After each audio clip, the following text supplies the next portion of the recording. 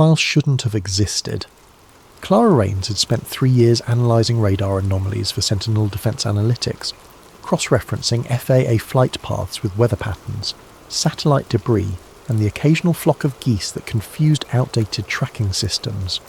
She'd seen every kind of glitch, every data corruption, every bureaucratic mislabelling that could make a spreadsheet lie. But she'd never seen 3 separate federal databases, FAA, FEMA, and CDC, share the same incident code for events that had nothing to do with each other, until now. It was 11:47 p.m. on a Tuesday in March 2026 when the pattern emerged. Clara sat in her cramped Arlington apartment, the glow of dual monitors casting blue light across her face. Outside, the distant hum of the metro's last train faded into silence. She'd been running a routine check on rural radar anomalies, the kind of busy work that kept her contract renewed, when the algorithm flagged something unusual. 3 incidents, 3 different states, 3 different months. January 14th. Meteor sighting, Cisco, Utah. FAA logged unusual radar signature. Local fire department responded to reports of impact. FEMA designated it ENV-071KD. Follow-up. Closed within 18 hours. February 3rd. Mass illness event, Durbin, West Virginia. CDC investigated reports of 17 residents experiencing identical hallucinations. Designation ENV-071KD. Follow-up. Attributed to contaminated well water. Case closed. March 9th. Missing persons. Loma, Montana. 4 hikers disappeared during clear weather. FEMA deployed emergency assessment team. Designation ENV-071KD. Follow-up. Individuals found disoriented but unharmed, no further action. The designation code was the hook. ENV-071KD didn't match any standard federal classification system. Clara had memorised FEMA's taxonomy during her first year at Sentinel. Every prefix, every suffix, every bureaucratic shorthand that turned disasters into data points. This code was wrong. Or more accurately, it was right in a way that shouldn't be possible. She pulled up the incident reports. Each one listed the same cleanup team in the footnotes. Department. 7 response unit. Clara opened a new browser tab and accessed the federal agency directory through her contractor credentials. She typed Department 7, no results found. She tried variations. Department 7, 7th Department, Division 7. She expanded her search to include the Office of Personnel Management Database, the Congressional Budget Office's agency listings, even the Freedom of Information Act reading room, and nothing. The clock read 12:33 a.m. Clara leaned back in her chair, the leather creaking in the silence. In Washington, agencies didn't simply not exist. Even the most classified operations, JSOC's Grey Fox, the NSA's Tailored Access Operations, the DOE's Nuclear Emergency Support Team, left paper trails, budget line items, redacted organisational charts, acronyms in appropriations bills. But Department 7 had no shadow, no trace, no echo in any database she could access. She should have closed her laptop and gone to bed, should have dismissed it as a data entry error, some clerk in 3 different agencies accidentally typing the same wrong code, should have remembered that curiosity was a liability in her line of work. Instead, she downloaded all 3 incident reports to an encrypted drive, cleared her browser history, and decided to dig deeper. That decision would be the last normal choice she'd ever make. Clara spent the next week building a timeline. She worked carefully, methodically, the way her father had taught her during the summer. He'd tried to get her interested in bird watching. Pattern recognition, he'd said, pointing to migration routes on a map. It's not about seeing one bird, it's about seeing where they all go.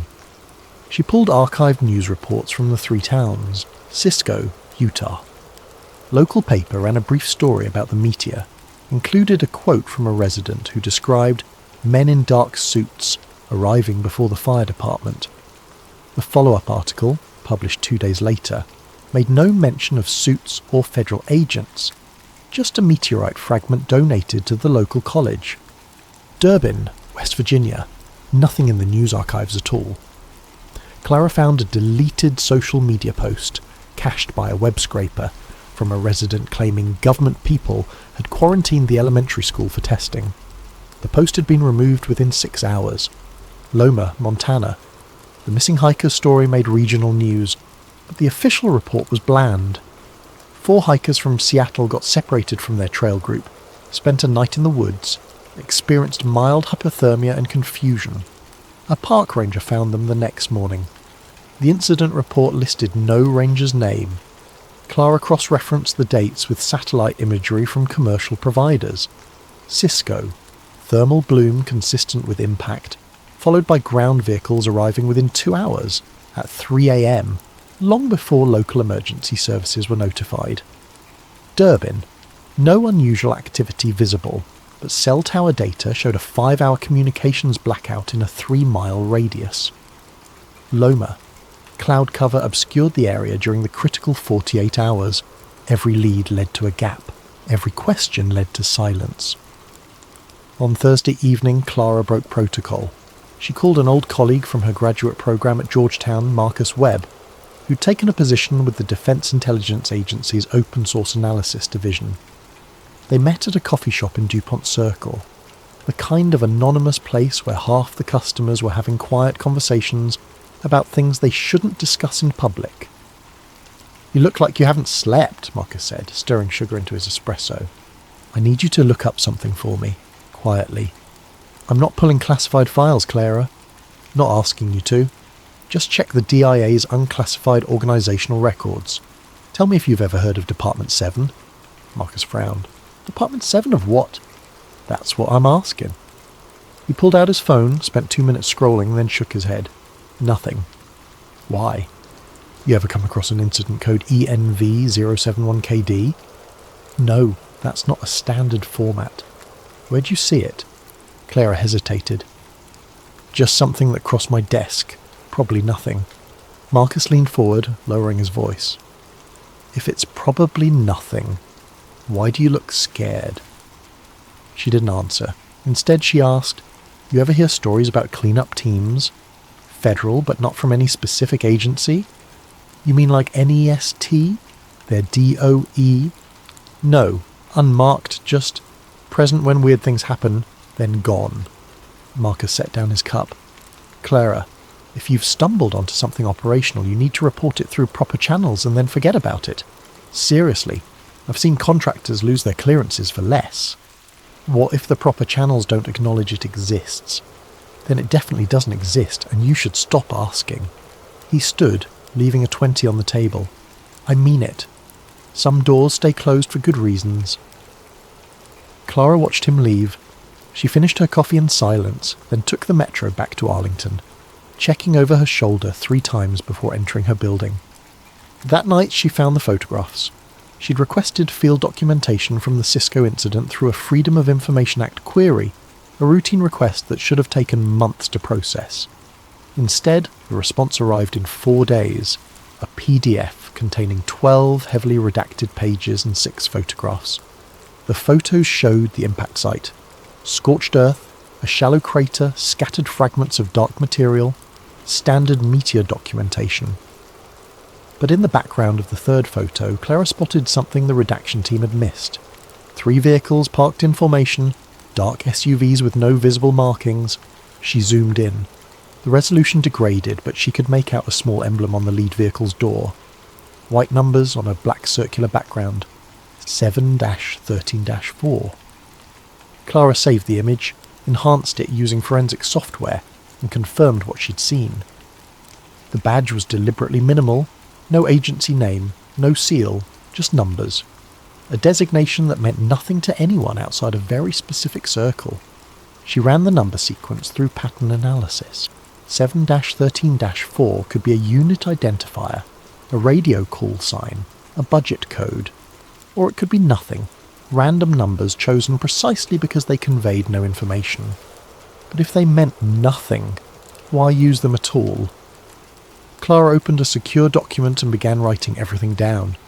Every incident, every connection, every gap in the official record. She backed it up to 3 separate cloud services under false names, printed a hard copy, and sealed it in an envelope she hid behind her bathroom mirror. At 2:17 a.m, her phone rang. The number was blocked. Clara stared at the screen for 3 rings before answering. Silence. Hello? Nothing. Not even breathing. Just the faint hiss of an open line. Who is this? The call ended. Clara checked her phone logs. The incoming call didn't appear. No duration, no number, no record it had ever happened. She didn't sleep that night. Friday morning, Clara arrived at work to find an email waiting in her inbox. The sender was listed as Federal Records Compliance Office, an entity she'd never heard of. The subject line read, FOIA request number 2026-03-FAA-7719-DENIED. She opened it. Your request for field documentation regarding incident ENV071KD, Cisco, UT, has been reviewed and denied under 5 U.S.C. Section 552B1. The requested materials are classified in the interest of national security. No further information can be provided at this time. This denial is final and not subject to administrative appeal. Clara checked her FOIA tracking portal. Request number 2026-03-FAI-7719 didn't exist in the system. She'd never been assigned that number. More importantly, she'd already received the documents. She had them saved on her laptop. Someone was trying to erase what she'd already seen. Clara closed her email and opened a private browser window. She navigated to a file-sharing service and uploaded every document she'd collected, setting the folder to auto-delete in 72 hours unless she renewed it. Then she sent the link to herself at 3 different email addresses, including one she'd created in college and hadn't used in years. Insurance. She spent the day working on routine tasks, acting normal, laughing at a co-worker's joke about the office coffee machine, but every time someone walked past her cubicle, she tensed. At 4:30 p.m, her supervisor stopped by. Gerald Costner, a former Air Force intelligence officer who'd transitioned to the private sector and spent most of his time in meetings. He smiled, casual and friendly. Clara, you have a minute? Sure, what's up? Just wanted to check in. You've been putting in a lot of late hours this week, everything okay? Yeah, just trying to clear some backlog before the quarterly review. Good. Listen, I noticed you put in a FOIA request last week, Cisco Meteor thing. Clara's stomach tightened. Yeah, just routine. Wanted to see if there was any debris that might explain the radar signature. Find anything interesting? Not really. Pretty standard Meteor documentation. Gerald nodded, still smiling. Great. Hey, just so you know, FOIA requests need to be cleared through my desk first. Contractor policy. No big deal, just make sure to loop me in next time. Of course. Sorry about that. No problem. He tapped her cubicle wall twice, a casual gesture. Have a good weekend. Clara waited until he was out of sight before exhaling. She pulled up her company's contractor handbook and searched for the FOIA policy. There was no requirement to clear requests through supervision. Not for unclassified materials, which was what she'd requested. Gerald was lying. At 5 p.m, Clara packed her laptop, took the elevator down to the parking garage, and sat in her car for 10 minutes watching the exit ramp. No one followed her out. No unfamiliar vehicles lingered nearby. She drove home through rush hour traffic, taking random turns, doubling back twice. Nothing. She was being paranoid. Had to be. But when she arrived home and checked her apartment, she found her bathroom mirror slightly askew.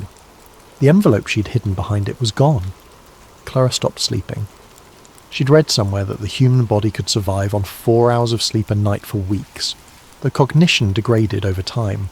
She allowed herself 2-hour shifts, setting alarms, keeping her phone in her hand even while unconscious. Every creak in the building woke her. Every car door slam outside sent her to the window. She didn't go back to work on Monday. Instead, she called in sick, then drove to a public library in Silver Spring and used their computers to continue her research. The librarian barely glanced at her ID. Clara accessed the commercial satellite archives again, this time focusing on the Montana incident. Loma was a town of 487 people, surrounded by national forest. The kind of place where hikers went missing just often enough that local search and rescue teams had a routine. The 4 missing hikers, Sarah Donnelly, Marcus Price, Jennifer Torres and Kyle Hammond, had been experienced backcountry campers, all in their 30s, all from Seattle. The official Park Service report stated they'd been found 16 miles from their last known position, dehydrated and confused, with no memory of the intervening 31 hours. Medical evaluations showed elevated cortisol levels and minor abrasions, but nothing that explained their disorientation. Clara found a podcast that had covered the incident. The host interviewed a local sheriff who described the federal response as overkill for a simple rescue. When asked which agency had responded, the sheriff paused, then said, "They didn't say. Had badges, but I didn't catch the department." The podcast had been posted 3 weeks ago. Clara tried to access it now. The episode had been removed. The show's website listed all episodes except that one. She found a cached version through a web archive and downloaded the audio file. At timestamp 23:17, the sheriff said something she'd missed in the transcript. They set up a perimeter around the recovery site. Wouldn't let our people in until they'd secured the scene. I asked what they were securing. These were hikers, not criminals. Guy just looked at me and said, "Contamination protocol." Never explained what that meant. Contamination protocol. For missing hikers. Clara dug deeper into the background of the 4 individuals. Marcus Price's social media had gone dark after his rescue. His last post was from the trailhead, a photo of sunrise over the mountains. His Facebook profile still existed, but every post after the incident had been deleted. His friends' comments remained. "Glad you're okay, man. Call me when you can talk about it." She found a phone number for Marcus Price through a people search site and called it. The line rang 4 times before going to voicemail. His voice sounded tired. "This is Marcus. Leave a message." "Mr. Price, my name is Clara Rains. I'm a researcher looking into unusual federal responses to outdoor incidents. I was hoping to ask you a few questions about your experience in Montana last month. Please call me back at this number. It's important." She left her burner phone number, a prepaid cell she'd bought with cash that morning. 3 hours later, it rang. "Hello? You called about Montana?" The voice was male, cautious, not Marcus Price. "Who is this?" "Doesn't matter. You need to stop asking questions about that." "I just want to understand what happened." "No, you don't. Trust me, Marcus doesn't remember, and that's a mercy." "What do you mean he doesn't remember?" "I mean exactly what I said. Whatever they did to him, to all of them, it worked. He can't even talk about it without getting panic attacks. Leave it alone." "Who did something to him? Who are they?" The line went dead. Clara tried calling back. The number didn't connect. She sat in her car in the library parking lot, hands shaking. Someone was watching these incidents. Someone was intervening with witnesses, and someone knew she was asking questions. That night she found Major Emmett Crowley. Crowley's name appeared in a declassified Air Force memo from 1987, a routine personnel reassignment document that listed him as a radar technician, stationed at Malmstrom Air Force Base in Montana. Clara found his name again in a 2003 Veterans Forum post, where he'd commented on a thread about unexplained radar contacts. His post had been deleted, but the quote remained in someone's reply. "We tracked them for years." The official story was always weather balloons or equipment malfunction, but some of us knew better. She tracked him through public records to a small town in New Mexico, where he'd retired 10 years ago. His address led her to a trailer park outside Roswell. Ironic, Clara thought, given the town's history. She drove 17 hours straight, stopping only for gas and coffee. The landscape shifted from green to brown, humid to arid, dense to sparse. By the time she reached Roswell, it was late afternoon, the sun turning the desert gold. Crowley's trailer was clean but weathered, a wind chime hanging by the door. Clara knocked 3 times before an old man answered. He was thin, maybe 70, with sharp eyes that assessed her immediately. "If you're selling something, I'm not interested." "Major Crowley?" "My name is Clara Rains. I need to talk to you about Department 7. His expression didn't change, but something shifted behind his eyes. He glanced past her, scanning the empty street, then stepped aside. You'd better come in. The interior was sparse. A couch, a television, a bookshelf filled with aviation manuals and Tom Clancy novels. Crowley gestured to the couch and took a seat in a recliner opposite her. "How'd you find me?" "Public records. I'm a data analyst. Pattern recognition is what I do." "And what pattern led you to me?" Clara pulled out a folder containing printouts of everything she'd collected. 3 incidents, 3 different agencies responding with the same designation code, a cleanup team that doesn't exist in any federal database, and witnesses who either can't remember what happened or disappear from public record. Crowley took the folder, flipping through pages without comment. When he finished, he set it on the coffee table and leaned back. "You shouldn't be looking into this. Everyone keeps telling me that. No one tells me why. Because the people who run Department 7 are very good at making problems go away. And right now, you're a problem. So it does exist. Officially? Number? In practice?" He gestured at her folder.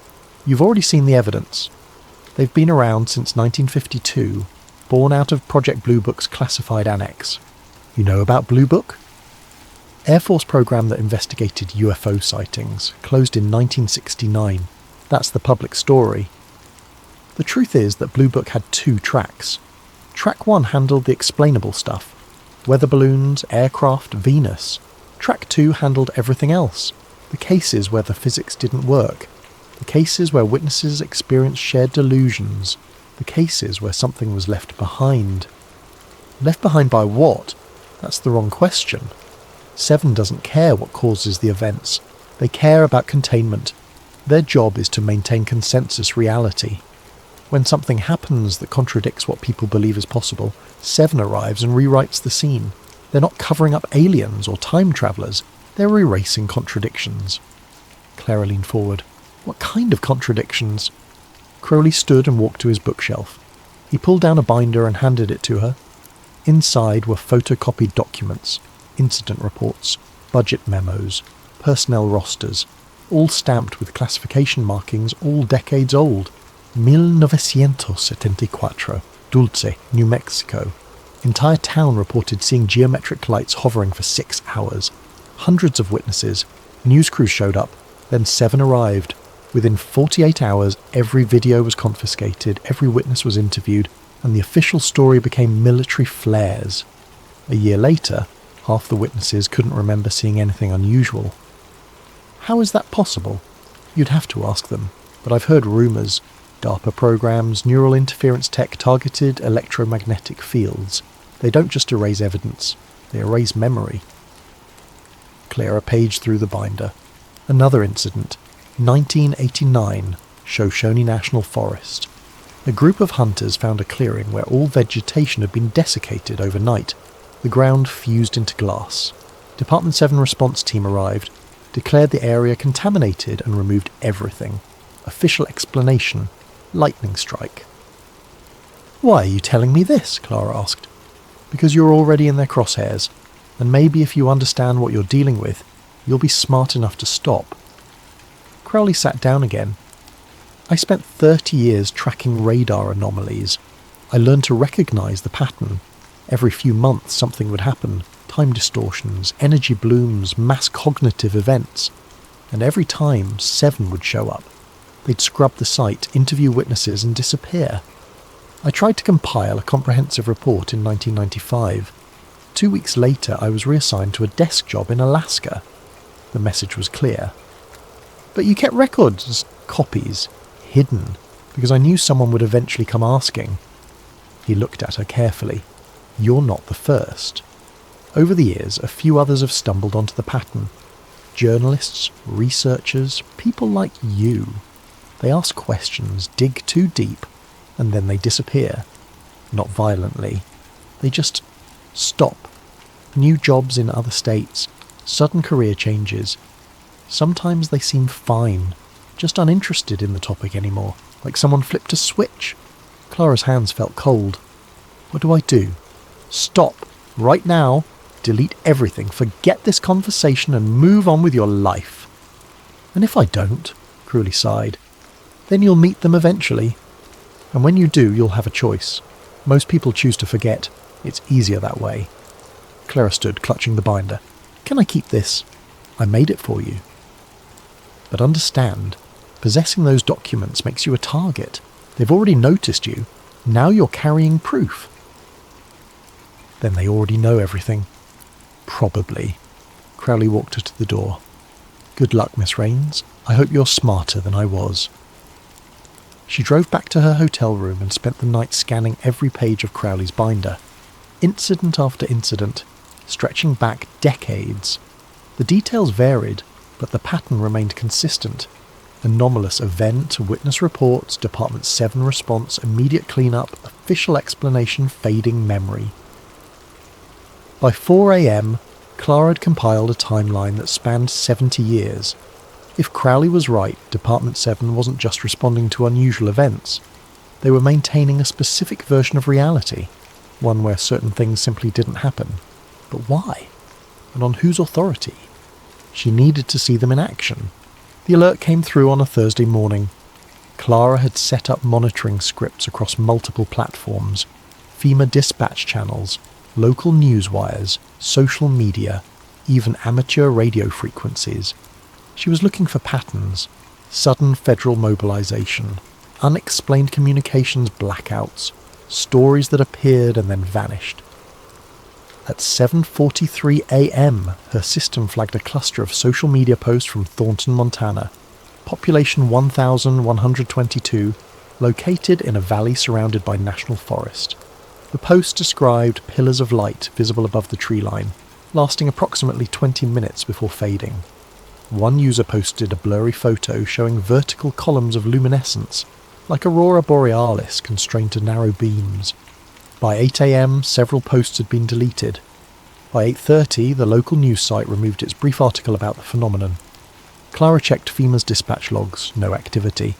FAA radar showed no unusual contacts. Weather Service reported clear skies. But at 9:15 a.m, her monitoring script caught a spike in encrypted radio traffic in the area, using frequencies associated with federal emergency response. She was in her car within 10 minutes. Thornton was a 9-hour drive from Roswell. Clara pushed her rental car to 80 miles per hour across empty highways, stopping only once for gas and energy drinks. She reached the Montana border by evening, the sky dimming to purple as she navigated through increasingly rural terrain. She arrived at Thornton just before midnight. The town was dark, most houses unlit, a single gas station glowing like a beacon on the main street. Clara parked at a motel on the edge of town and checked in under a false name, paying cash. In her room, she assembled her equipment, a digital camera with a telephoto lens, a radio scanner, binoculars, and a small drone she'd purchased 3 days ago. The drone was consumer grade but had a decent camera and could fly for 30 minutes on a single battery. At 1:30 a.m, Clara drove to the location where the light pillars had been reported, a forestry road leading to a hilltop with a view of the valley. She parked half a mile away and hiked the rest of the distance, carrying her equipment in a backpack. The hilltop offered a clear view. Below, Thornton spread out in a grid of streetlights and dark houses. Beyond it, the forest stretched into darkness. Clara set up her camera and waited. At 2:47 a.m, headlights appeared on the road below. 3 vehicles, dark SUVs moving in formation, no emergency lights, driving with deliberate speed. They turned onto a side road leading into the forest, toward the area where the light pillars had been reported. Clara launched the drone, keeping it low, using the trees as cover. The infrared camera showed the vehicles stopping in a clearing 2 miles into the forest. Figures emerged, 6 people in plain dark clothing, moving with practiced efficiency. They unloaded equipment from the vehicles, metal cases, tripods, devices Clara didn't recognise. One person set up a perimeter using what looked like portable fencing. Another assembled a sensor array on a telescoping pole. Clara zoomed in with her camera. The vehicles had badges on their doors. Even in low light she could make out the design. A black circle, white numbers, 7-13-4. She was watching Department 7 work. For the next hour, Clara documented everything. The team moved methodically, scanning the clearing with handheld devices, collecting samples of soil and vegetation, assembling what looked like lead-lined containment pods. One person stayed by the vehicles holding a tablet, occasionally speaking into a radio. At 4:15 a.m, Clara noticed something. One of the team members was looking around, scanning the tree line. He raised binoculars and pointed them directly toward her position. She froze. The man lowered his binoculars and raised one hand. He waved. Clara's breath caught. She was 300 yards away, concealed in darkness behind trees. There was no way he could see her, but he'd waved directly at her. She recalled the drone, packed her equipment, and ran back to her car. Her hands shook as she started the engine. She drove back to the motel, watching her mirrors, expecting headlights to appear behind her. Nothing. In her room, Clara immediately transferred the drone footage and photos to her encrypted cloud storage. She reviewed the images, zooming in on every detail. The team's equipment was unmarked. The vehicles had no license plates, just federal government tags with alphanumeric codes. She checked her camera's GPS data. Every photo she'd taken showed the correct location coordinates except for one, the image of the man waving. That photo's GPS coordinates placed it in the middle of the Pacific Ocean. Impossible. Clara packed everything, checked out of the motel at 5:30 a.m. and started driving south. She wanted to put distance between herself and Thornton, get back to populated areas, somewhere with witnesses, somewhere safe.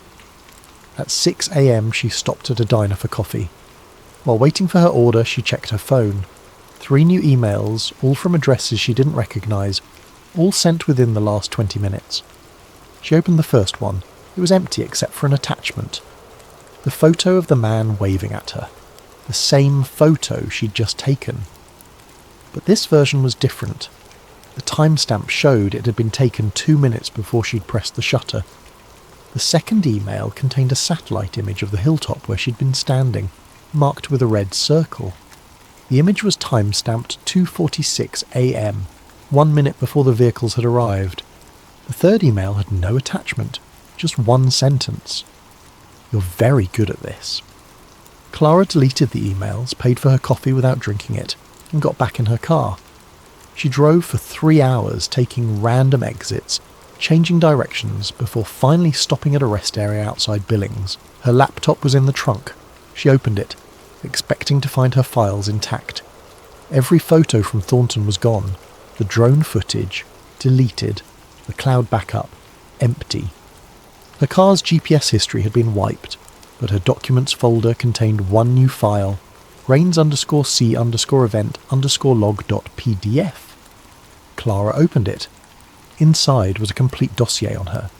Her education, employment history, security clearance application, every FOIA request she'd ever filed, her home address, her parents' names, her college transcripts, photos of her at work, at home, driving her car. The last page contained a single line. Department 7 extends its regards. Below that, a phone number. Clara stared at the screen. They weren't threatening her. They were introducing themselves. She closed the laptop and sat in her car, watching trucks rumble past on the interstate. She should run, should disappear, should take Crowley's advice and forget everything. Instead, she took out her burner phone and dialed the number. It rang once. "Hello, Clara." The voice was male, calm, professional. "We've been expecting your call." The man on the phone called himself Agent D. Marrow. He didn't offer a first name, didn't explain what the D stood for. He spoke with the measured tone of someone accustomed to delivering information that wouldn't be questioned. "You've done impressive work," he said.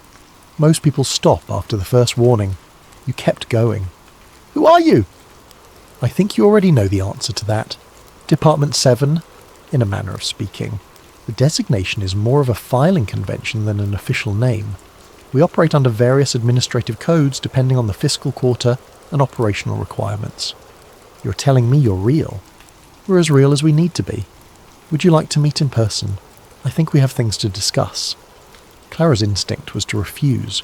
Every thriller she'd ever read, every conspiracy documentary she'd watched, taught her that accepting such an invitation was how people vanished. But she'd already crossed too many lines. They had her home address, they had her files. Running wouldn't help. Where? Denver. Tomorrow. There's a federal building at 1961 Stout Street. 4th floor, room 447. Come alone, and if I don't, then you'll continue your investigation, we'll continue monitoring you, and eventually you'll end up somewhere unfortunate. I'd prefer to have a conversation instead." The line went dead. Clara drove to Denver, arriving late that night. She checked into a hotel downtown and didn't sleep. Instead, she spent hours reviewing everything she knew, preparing questions, trying to anticipate what Marrow would say. At 9 a.m, she stood outside 1961 Stout Street. The building looked like any other federal office. Grey concrete, minimal windows, a bored security guard at the front desk. She showed her ID, stated she had an appointment on the 4th floor, and was waved through without question. The elevator opened onto a quiet hallway. Room 447 was at the end, unmarked except for the number. Clara knocked. "Come in." The room was small, furnished with a metal desk, 2 chairs, and nothing else. No computer, no phone, no files. Agent D. Marrow sat behind the desk. He was perhaps 50, with greying hair and glasses, dressed in a plain grey suit. He looked like an accountant. "Miss Raines." "Please sit." Clara took the chair opposite him. "You're Department 7. I represent the organisational structure currently designated as such. Though, as I mentioned, the designation is temporary. Next quarter will likely operate under a different budget code, embedded within a different parent agency. Why the shell game? Accountability is complicated when your mission involves information control. We exist in the gaps between agencies. Sometimes we're DOE responding to radiological incidents. Sometimes we're USGS investigating seismic anomalies. Sometimes we're CDC handling contagious cognitive phenomena. The designation changes. The work remains the same. Contagious cognitive phenomena? Marrow folded his hands on the desk. Reality is more fragile than most people understand. Occasionally events occur that contradict accepted physics. Not alien invasions or supernatural occurrences, just anomalies, time distortions, energy blooms that don't match any known source, mass hallucinations with no chemical basis. These events create cognitive dissonance. If left unaddressed, they spread. People talk. Stories grow. Belief systems fracture. So you erase the evidence. We contextualize it.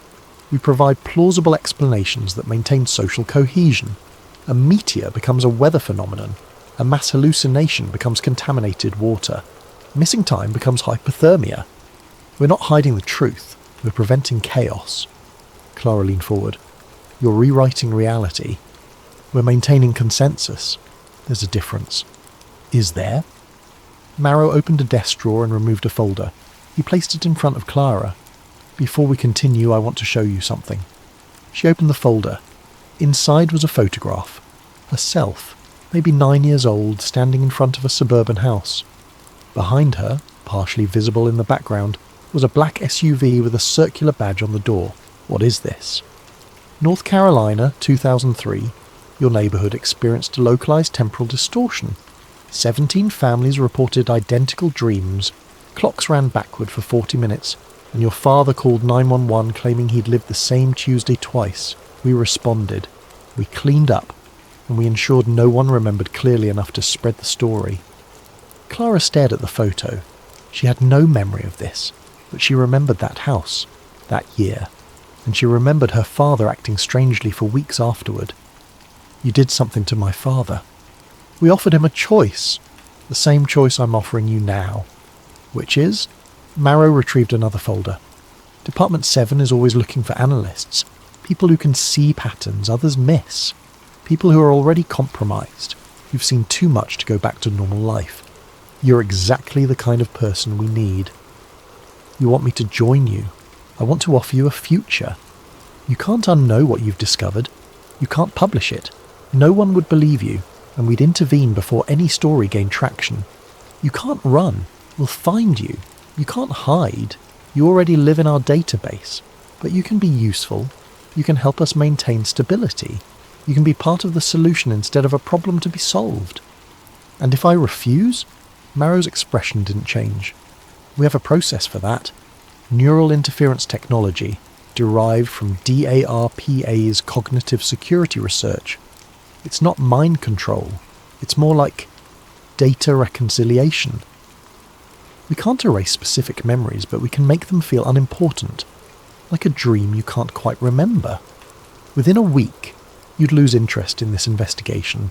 You'd move on, get a new job, maybe relocate, live a normal life.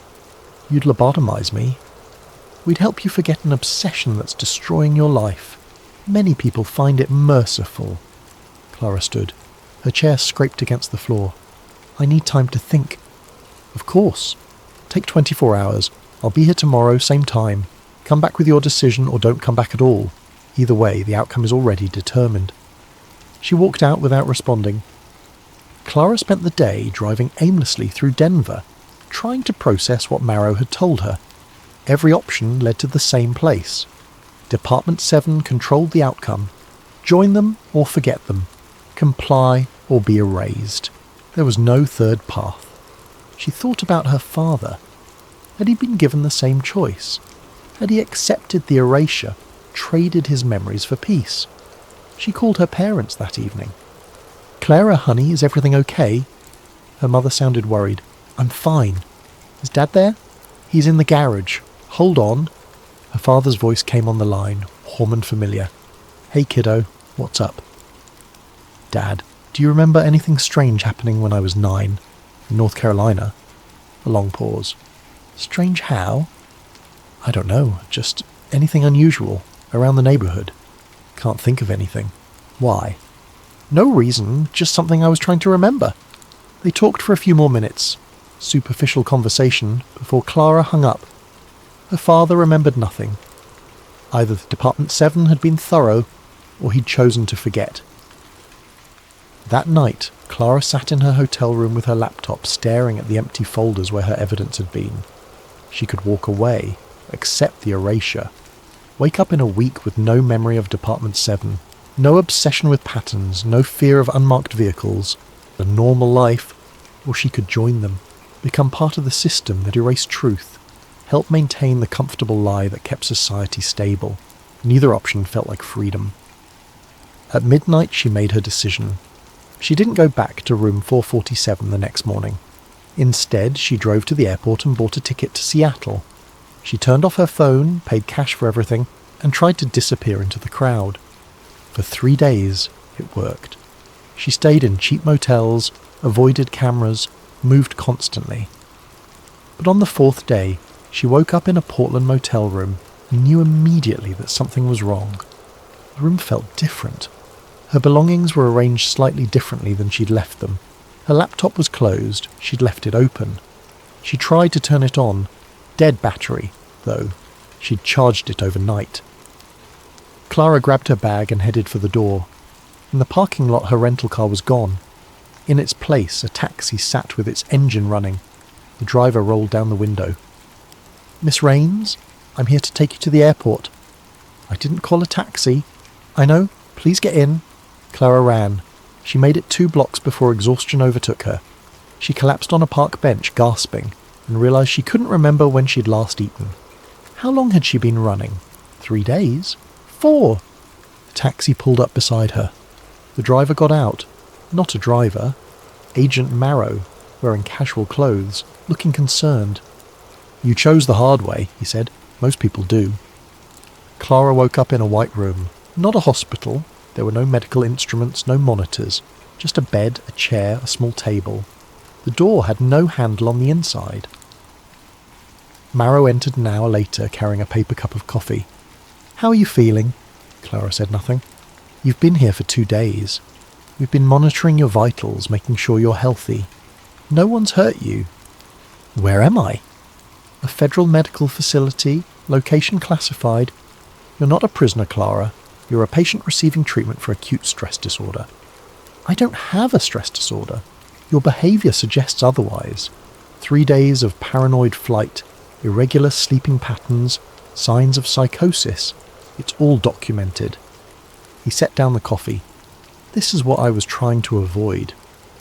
You made it harder than it needed to be. What did you do to me? We initiated the reconciliation process. It takes about a week. Your memories of the Department 7 aren't gone. They're just becoming less important. like background noise. Soon you won't care about any of this. Clara tried to focus, but her thoughts felt slippery. She could remember Thornton, the photographs, Crowley's trailer, but the urgency was fading. Why had she been so obsessed? It seemed distant now, unimportant. Fight it, she whispered to herself. Don't, Marrow said gently. It's easier if you let go. Over the next 3 days, Clara's grip on her investigation weakened. She could recall facts, but couldn't summon the drive to care. Department 7 existed. So what? Lots of classified programs existed. Why had she thought it mattered? On the 6th day, Marrow visited again. We're releasing you tomorrow. You'll have a new job waiting, data analysis for a private firm in Austin. Good pay, benefits, fresh start. Your apartment in Arlington has been cleared out. Your parents have been told you're relocating for work, everything's arranged. What about my files, my research? Gone. We've removed every trace, it never happened. Clara nodded. That seemed reasonable. But that night, alone in the white room, a fragment of memory surfaced. Her father, speaking to her when she was 9. Sometimes you have to remember things even when people tell you to forget. Pattern recognition isn't just about what you see, it's about what you hold on to. Had he said that? Or was she imagining it? She closed her eyes and tried to visualize her evidence. The 3 incidents. ENV071-KD, the badge numbers 7-13-4, the man waving at her in Thornton, the email, "You're very good at this." By morning the details had faded to impressions, but something remained, a feeling that she'd discovered something important. Clara was released on a Tuesday morning. They returned her belongings, her phone, her wallet, her clothes. Her laptop was gone, replaced with a new one. They gave her a plane ticket to Austin and an employment packet for her new job. She arrived in Austin that afternoon. Her new apartment was furnished, her name already on the mailbox. Her employer, a tech firm she'd never heard of, welcomed her enthusiastically. Her new supervisor explained her role, analysing market trends, nothing classified, nothing complicated. For 2 weeks Clara lived normally. She worked, grocery shopped, watched television.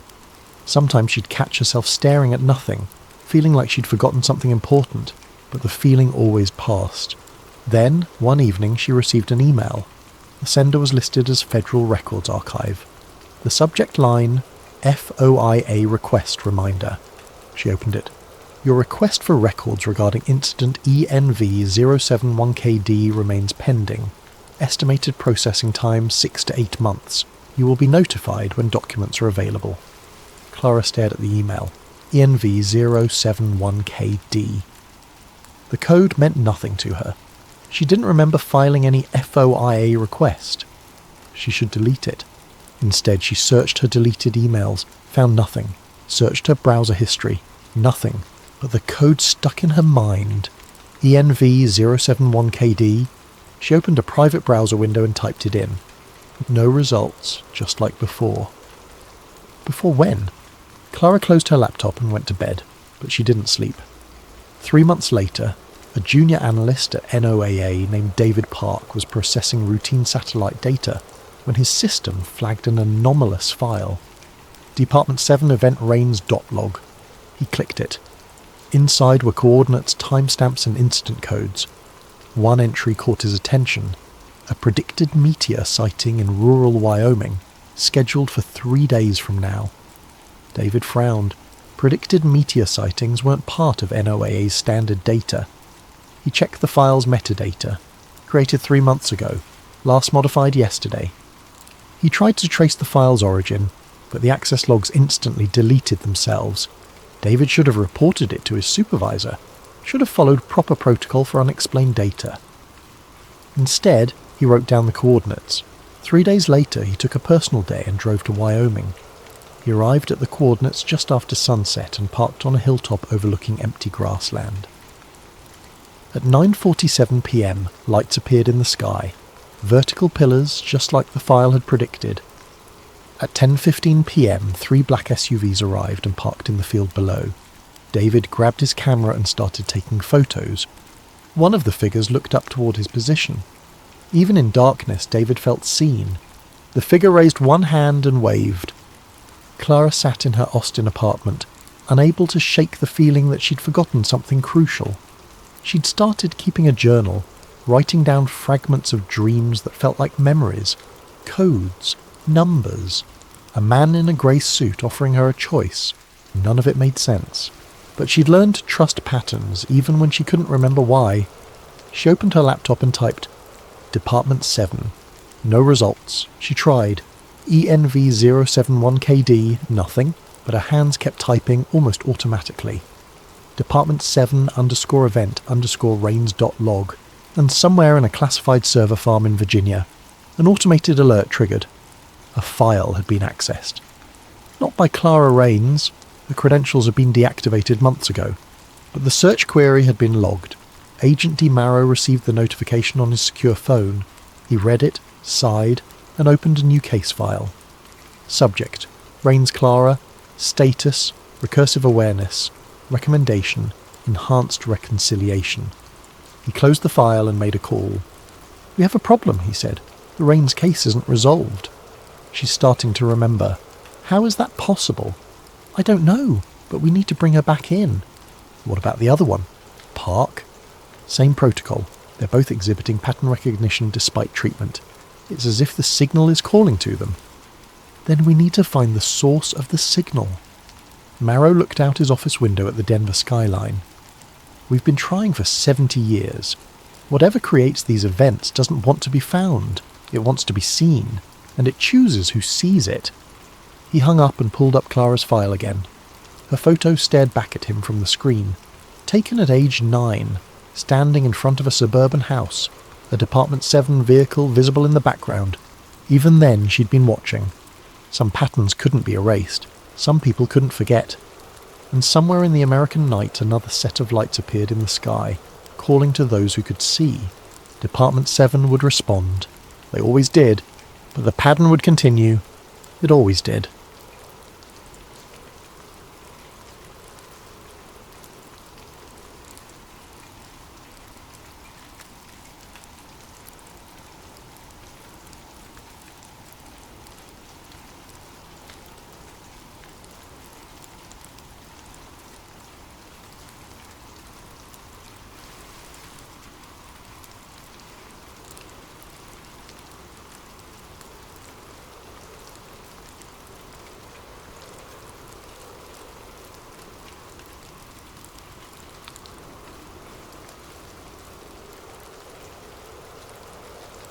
Have you ever wondered why ancient monuments across the globe seem to align with mathematical precision? Why your GPS glitches in certain locations? Or why governments classify research about electromagnetic anomalies? Tonight's story might make you question every map you've ever trusted.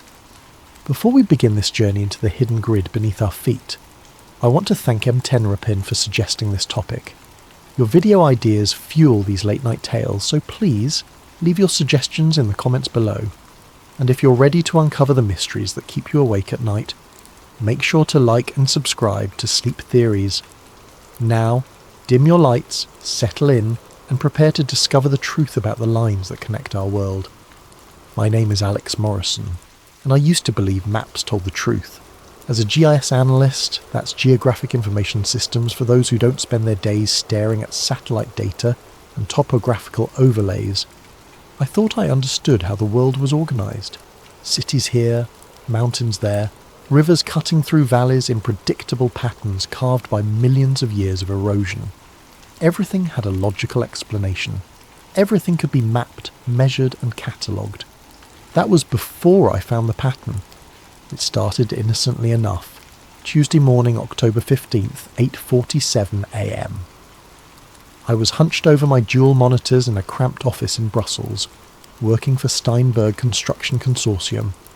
They'd hired me to evaluate potential sites for a new high-speed rail corridor that would connect Prague to Paris, part of the EU's Green Transportation Initiative. Routine work, overlay environmental data, check for protected sites, identify geological challenges. I'd done it 100 times before, but this time something was different. I was cross-referencing archaeological databases with our proposed route when I noticed it. A series of Neolithic monuments, stone circles, burial mounds, ancient wells, formed an almost perfect line across the landscape. Not just a few sites clustered together, but dozens of them, stretching for hundreds of miles.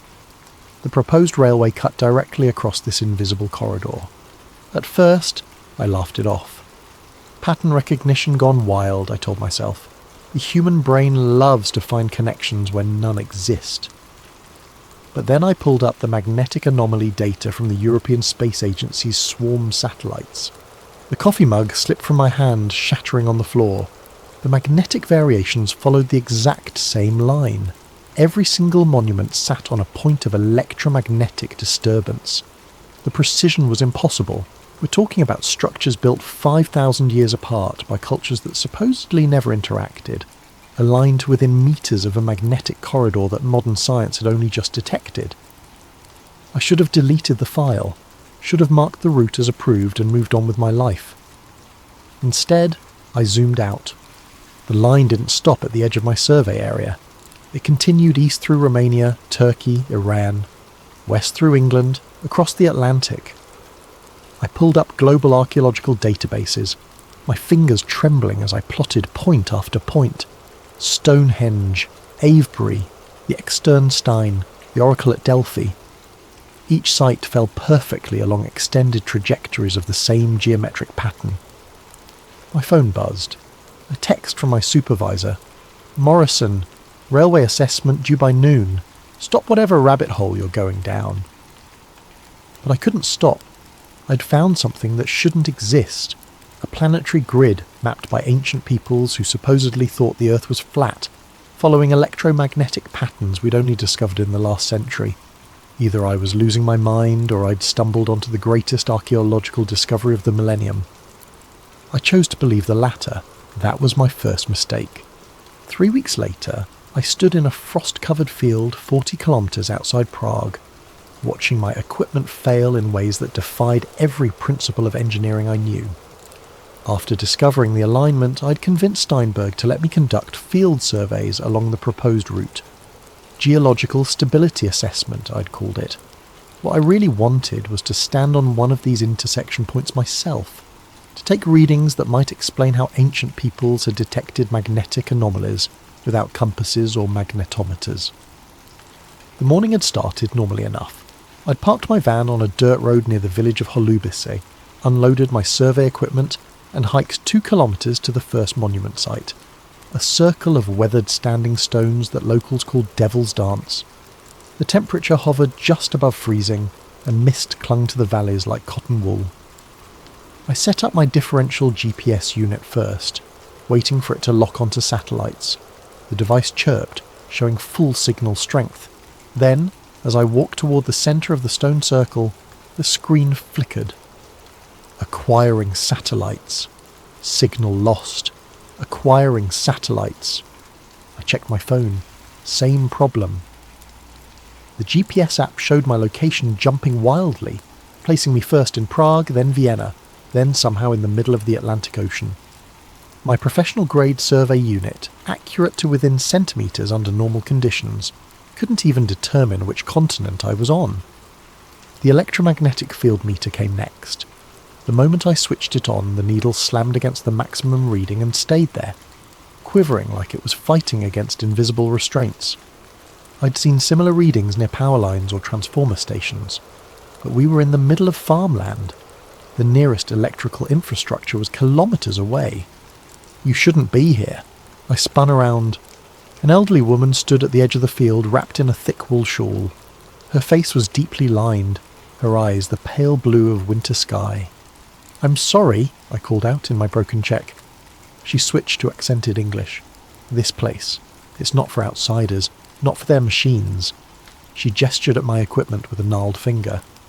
"I'm just conducting surveys for the railway," I explained, walking toward her, "making sure the ground is stable." She laughed, but there was no humour in it. "Stable? This line has been here since before the first stones were raised, before your railways, before your cities.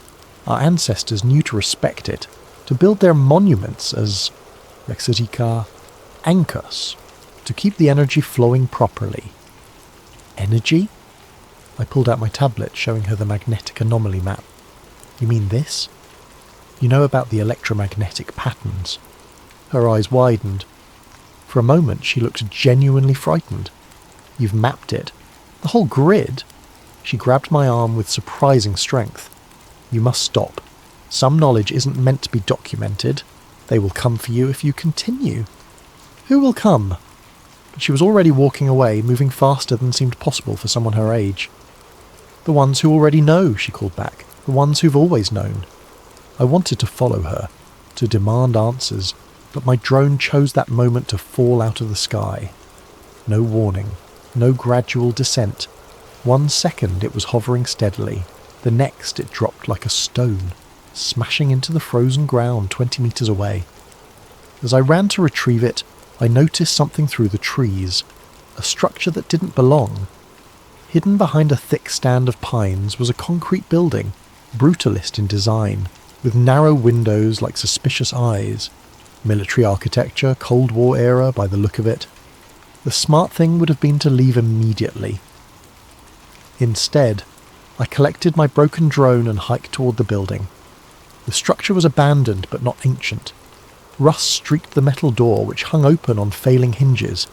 Inside, fluorescent lights dangled from exposed wiring, and the walls were covered in mould that formed patterns like continental drift. But it was the maps that stopped me cold. The entire north wall was covered in them. Topographical maps, geological surveys, electromagnetic readings, layers upon layers of data, some dating back to the 1960s. Red strings connected pins at various locations, creating a web that stretched across Europe. And running through it all, marked in thick black ink, was the same line I'd found. The same impossible alignment. In the corner, barely legible, someone had written, "Earth Grid Project, classified, destroy after review." I pulled out my phone to photograph everything, but the camera wouldn't focus. Every image came out distorted, as if the very air in the room was bending light. I tried sketching what I saw instead, my hands shaking from more than cold.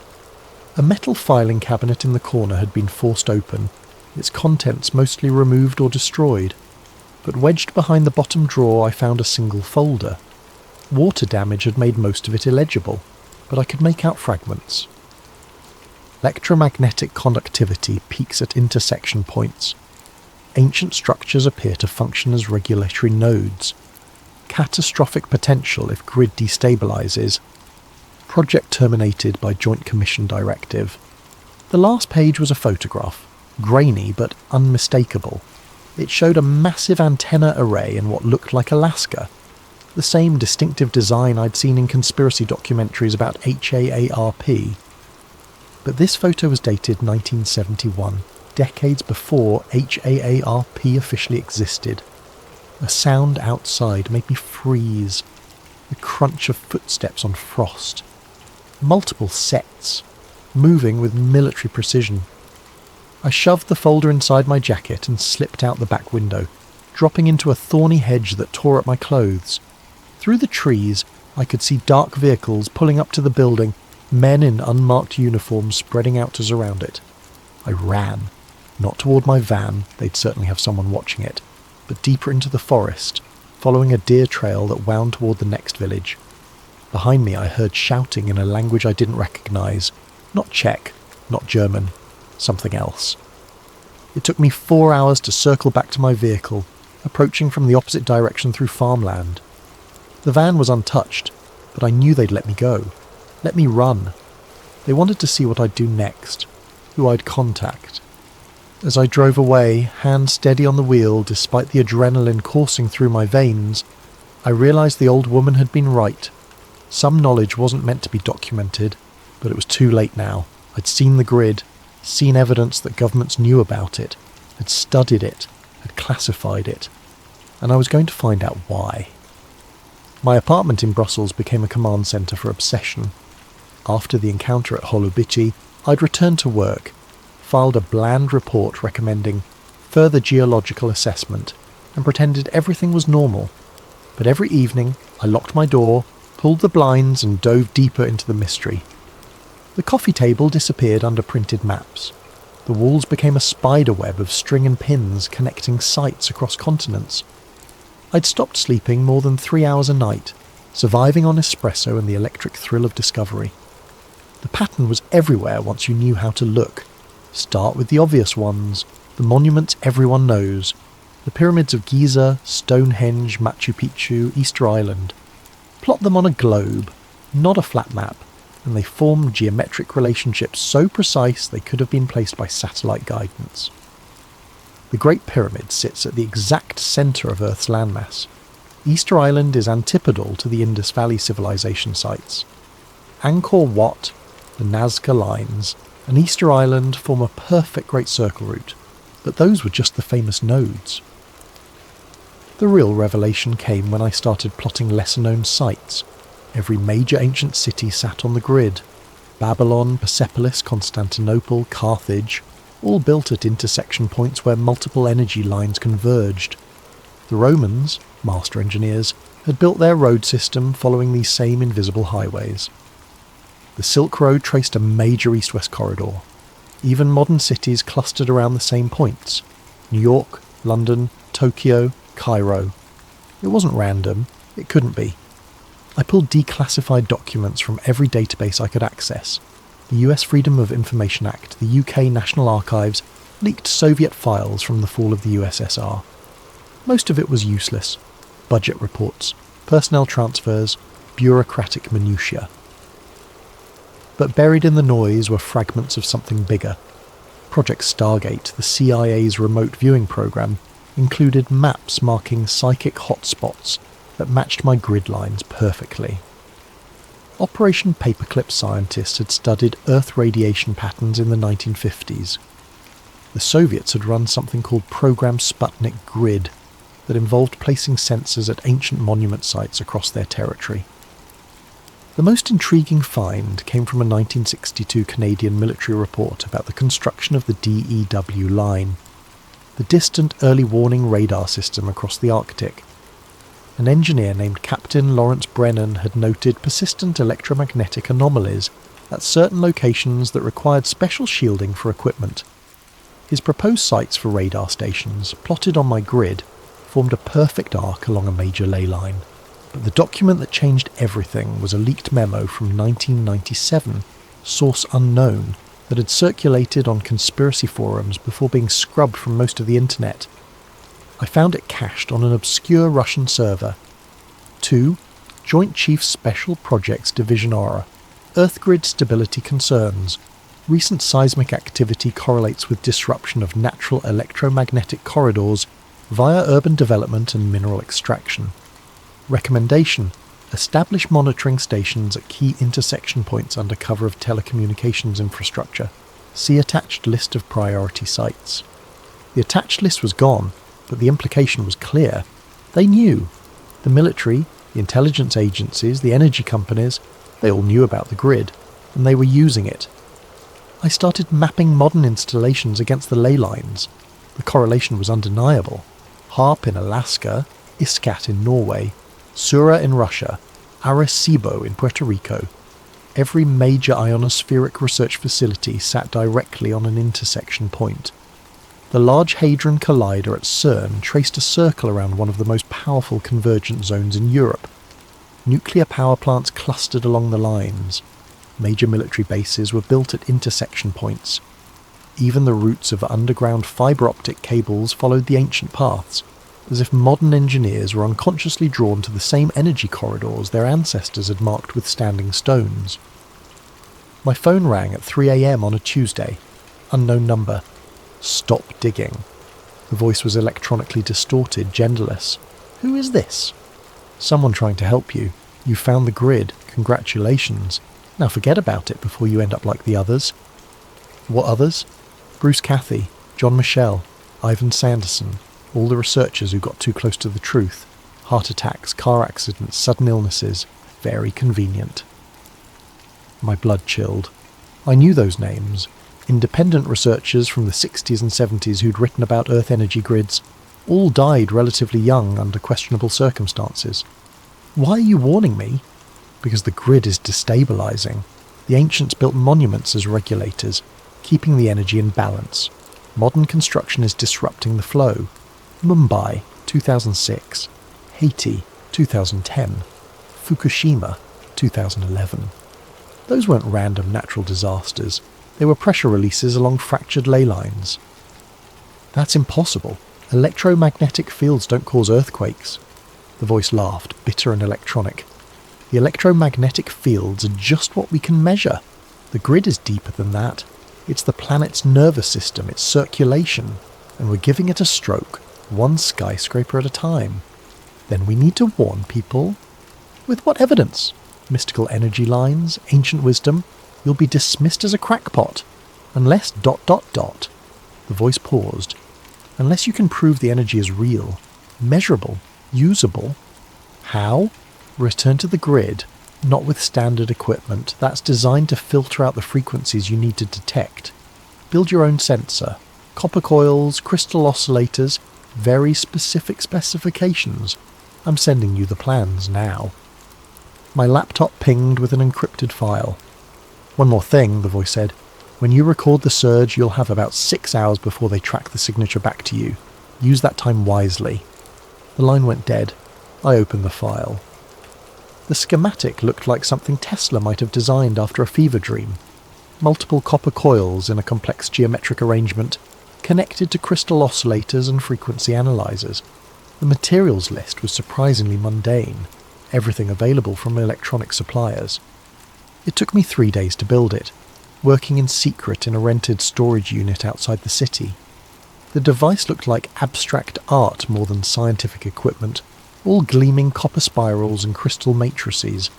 But when I powered it on, every LED lit up green. It was detecting something. Now I just had to be crazy enough to test it. The academic forum was my first mistake. Well, second, if you count building the sensor, but hubris makes fools of us all, and I needed someone, anyone, to verify I wasn't losing my mind. GeoAnomalies.net was a small community, mostly graduate students and professional geologists sharing unusual findings. I created a throwaway account and posted a conservative summary. Electromagnetic anomalies correlating with ancient monument placement, seeking peer review. I attached 3 images: my overlay map of European sites, a graph showing magnetic field fluctuations, and 1 photo from the abandoned military outpost with the classified stamps carefully cropped out. Within an hour, I had 2 responses. A geology professor from Munich confirmed similar observations near Bronze Age sites. A student from Oxford posted links to academic papers about telluric currents, natural electrical currents that flow through the Earth's crust. Then, 90 minutes after posting, my thread vanished. Not deleted with a removed by moderator message. Gone, like it had never existed. The cached version on Google disappeared. The other users who'd responded found their comments erased from their own post histories. My laptop screen flickered. A chat window opened without my input. Admin. Your recent activity has been flagged for review. Me. What activity? Who is this? Admin. Consider this a courtesy warning. Cease your current research immediately. Me. Or what? Admin. Or we stop being courteous. The chat window closed itself. When I tried to screenshot the conversation, my laptop blue-screened. It took 20 minutes to restart, and when it did, my hard drive had been wiped. Not formatted, wiped. Every sector overwritten with random data multiple times. A technique that made recovery impossible. Thank God for cloud backups, I thought, logging into my secure server. Empty. 3 years of research, gone. Even my email accounts had been purged. I still had physical copies of the most important findings, hidden in a safety deposit box across town. But the message was clear. They could reach me anywhere, any time. The next morning I arrived at work to find my keycard deactivated. Security escorted me to a conference room where my supervisor, Mr. Steinberg himself, sat with 2 people I'd never seen before. A woman in a severe black suit and a man who looked like he'd been carved from granite, both with a kind of posture that screamed military. Alex, Steinberg began, sweating despite the air conditioning. These representatives from the European Infrastructure Security Division have some concerns about your recent surveys. I'd never heard of the European Infrastructure Security Division. I doubted it existed on any official registry. The woman smiled without warmth. "Mr. Morrison, your work on the railway project has been exemplary. However, we've noticed some unusual patterns in your research that fall outside the project's scope." "I'm thorough," I said. "I investigate all factors that might affect construction, including archaeological sites hundreds of kilometres from the proposed route." The man's accent was impossible to place. "Including electromagnetic phenomena that have no bearing on rail safety." "I believe they do have bearing. What you believe is irrelevant." The woman pulled out a tablet showing my deleted forum post. "Discussing classified military research on public forums is a serious offence." "Classified? I found those maps in an abandoned—" "Mr. Morrison," her voice could have frozen helium, "you're being terminated from this project, effective immediately. Your severance package is generous, contingent on signing this NDA." She slid a document across the table. "You'll cease all research related to electromagnetic anomalies, ancient monuments, or what you call ley lines. Any violation will result in prosecution under the European Security Act." I looked at Steinberg. He wouldn't meet my eyes. "And if I refuse?" The man leaned forward. "Your visa expires in 6 weeks. Your bank accounts are already frozen pending investigation of potential fraud. Your academic credentials are under review. Would you like me to continue?" The threat was clear. Sign and walk away with something, or lose everything and possibly face imprisonment. I signed. They confiscated my company laptop, my access badges, even my parking pass. The woman handed me a business card with no name, just a phone number. "If you remember any details you'd like to share about your research, call this number. We reward cooperation." I was escorted out of the building like a criminal, my colleagues staring as security watched me pack my desk. The personal items fit in a single cardboard box: a coffee mug, some photos, a stress ball shaped like Earth. They even checked those before letting me leave. On the tram ride home, I noticed the man 3 seats back. Grey coat, newspaper held too high, wearing sunglasses despite the overcast sky. When I got off 2 stops early, he followed. When I ducked into a cafe, he positioned himself across the street. They were watching me. Fine, let them watch. That night I made a decision. If they wanted to threaten me, surveil me, erase my work, they'd already shown their hand. Whatever was hidden in the Earth's electromagnetic grid was important enough to destroy careers over, which meant it was important enough to risk everything to expose. I had one advantage. The sensor I'd built was hidden in the storage unit, registered under a false name paid in cash. They didn't know about it yet. The anonymous contact had said I'd have 6 hours after recording the surge before they tracked it. 6 hours to gather proof and upload it somewhere they couldn't reach. I started planning. The winter solstice seemed appropriate. December 21st, the longest night of the year, when ancient monuments worldwide align with celestial events. If the Earth's energy grid responded to cosmic cycles, this would be the night to prove it. I chose a site carefully, the intersection of 3 major ley lines near Carnac in Brittany, France. The famous stone rows there were just the visible part of a massive Neolithic complex, most of it on private land away from tourist routes. I'd identified a specific confluence point in a forest grove, marked by a small standing stone unknown to archaeology. The 2-week preparation was meticulous. I withdrew cash gradually, never more than €200 at a time, bought a used van with fake registration, gathered camping equipment, emergency supplies, and most importantly a satellite internet transmitter that could upload directly to multiple servers simultaneously.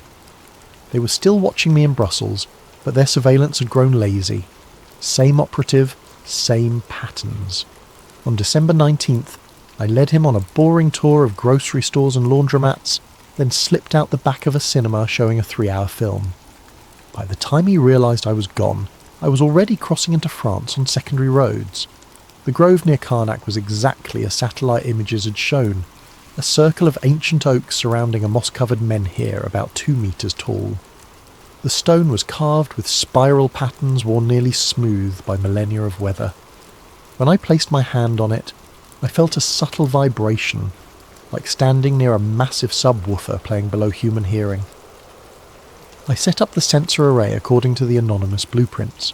Copper coils arranged in a complex mandala, crystal oscillators at specific angles, the whole apparatus connected to recording equipment and the satellite uplink. If this worked, data would stream to servers in 12 countries simultaneously. As sunset approached, my conventional instrument started showing anomalies. The magnetometer detected fluctuations in a rhythmic pattern, almost like a heartbeat. The frequency analyzer picked up ultra-low sounds below 7 Hz, the range that some researchers claim can induce altered states of consciousness. Then the sun touched the horizon, and everything changed. The copper coils began resonating, producing a tone that I felt more than heard. The crystals started glowing with a faint blue luminescence, not reflected light, but actual emission. The recording equipment went haywire, needles dancing across their maximum ranges. At the moment of sunset, 5:47 p.m. local time, the surge hit. The ground beneath me vibrated like a struck bell. The standing stone lit up with phosphorescent patterns, spirals of light racing across its surface following the ancient carvings. The air itself seemed to thicken, taking on a golden quality that made everything appear to be underwater. My body felt weightless, not floating, but as if gravity had simply forgotten about me. I watched my hand rise without conscious thought, fingers spreading to touch the charged air. Electricity danced between my fingertips, not painful, but ecstatic, like every nerve was firing with pure information. The sensor array was screaming data into the satellite feed, electromagnetic readings off the scale, gravitational anomalies that shouldn't exist, temperature fluctuations that defied thermodynamics, all of it streaming live to servers worldwide, impossible to suppress or delete simultaneously. Through the golden haze I saw them, spheres of light moving through the forest. Not aircraft, not drones, perfect orbs of luminescence following the ley line like trains on invisible tracks. They moved silently, purposefully, some the size of basketballs, others as large as cars. One passed directly over me, and for a moment I felt connected to something vast, a network of energy that wrapped the planet like neural pathways. The revelation hit me all at once. The ley lines weren't just electromagnetic corridors, they were conscious. Not alive exactly, but aware. The Earth itself was a single vast organism, and these lines were its sensory network, its method of experiencing and responding to everything on its surface. The ancient builders hadn't just discovered the grid, they'd communicated with it. Their monuments were interface points, allowing human consciousness to merge temporarily with planetary awareness. That's why sacred sites induced religious experiences. That's why people felt transformed at these locations, and now modern civilization was damaging this network. Every skyscraper driven deep into the earth, every mine boring through the corridors, every electromagnetic broadcast interfering with the natural frequencies, we were giving the planet the equivalent of nerve damage. The surge peaked at 6:13 p.m, lasting exactly 26 minutes. Then, as suddenly as it began, everything stopped. The lights vanished. The stone went dark. My equipment powered down simultaneously, despite having hours of battery remaining. In the sudden silence, I heard vehicles approaching. Many vehicles. I grabbed the memory cards from the recording equipment and ran. Behind me, floodlights blazed to life, turning the grove into harsh daylight. Voices shouted in multiple languages. A helicopter thundered overhead, its searchlights sweeping through the trees. But I'd prepared for this. My real van was hidden 2 kilometers away. The one by the grove was a decoy, purchased for this specific purpose. While they surrounded it, I was already driving down back roads toward a safe house I'd arranged weeks earlier. The data had uploaded successfully. 87 gigabytes of impossible readings that proved the Earth's energy grid was real, measurable, and more powerful than anyone imagined.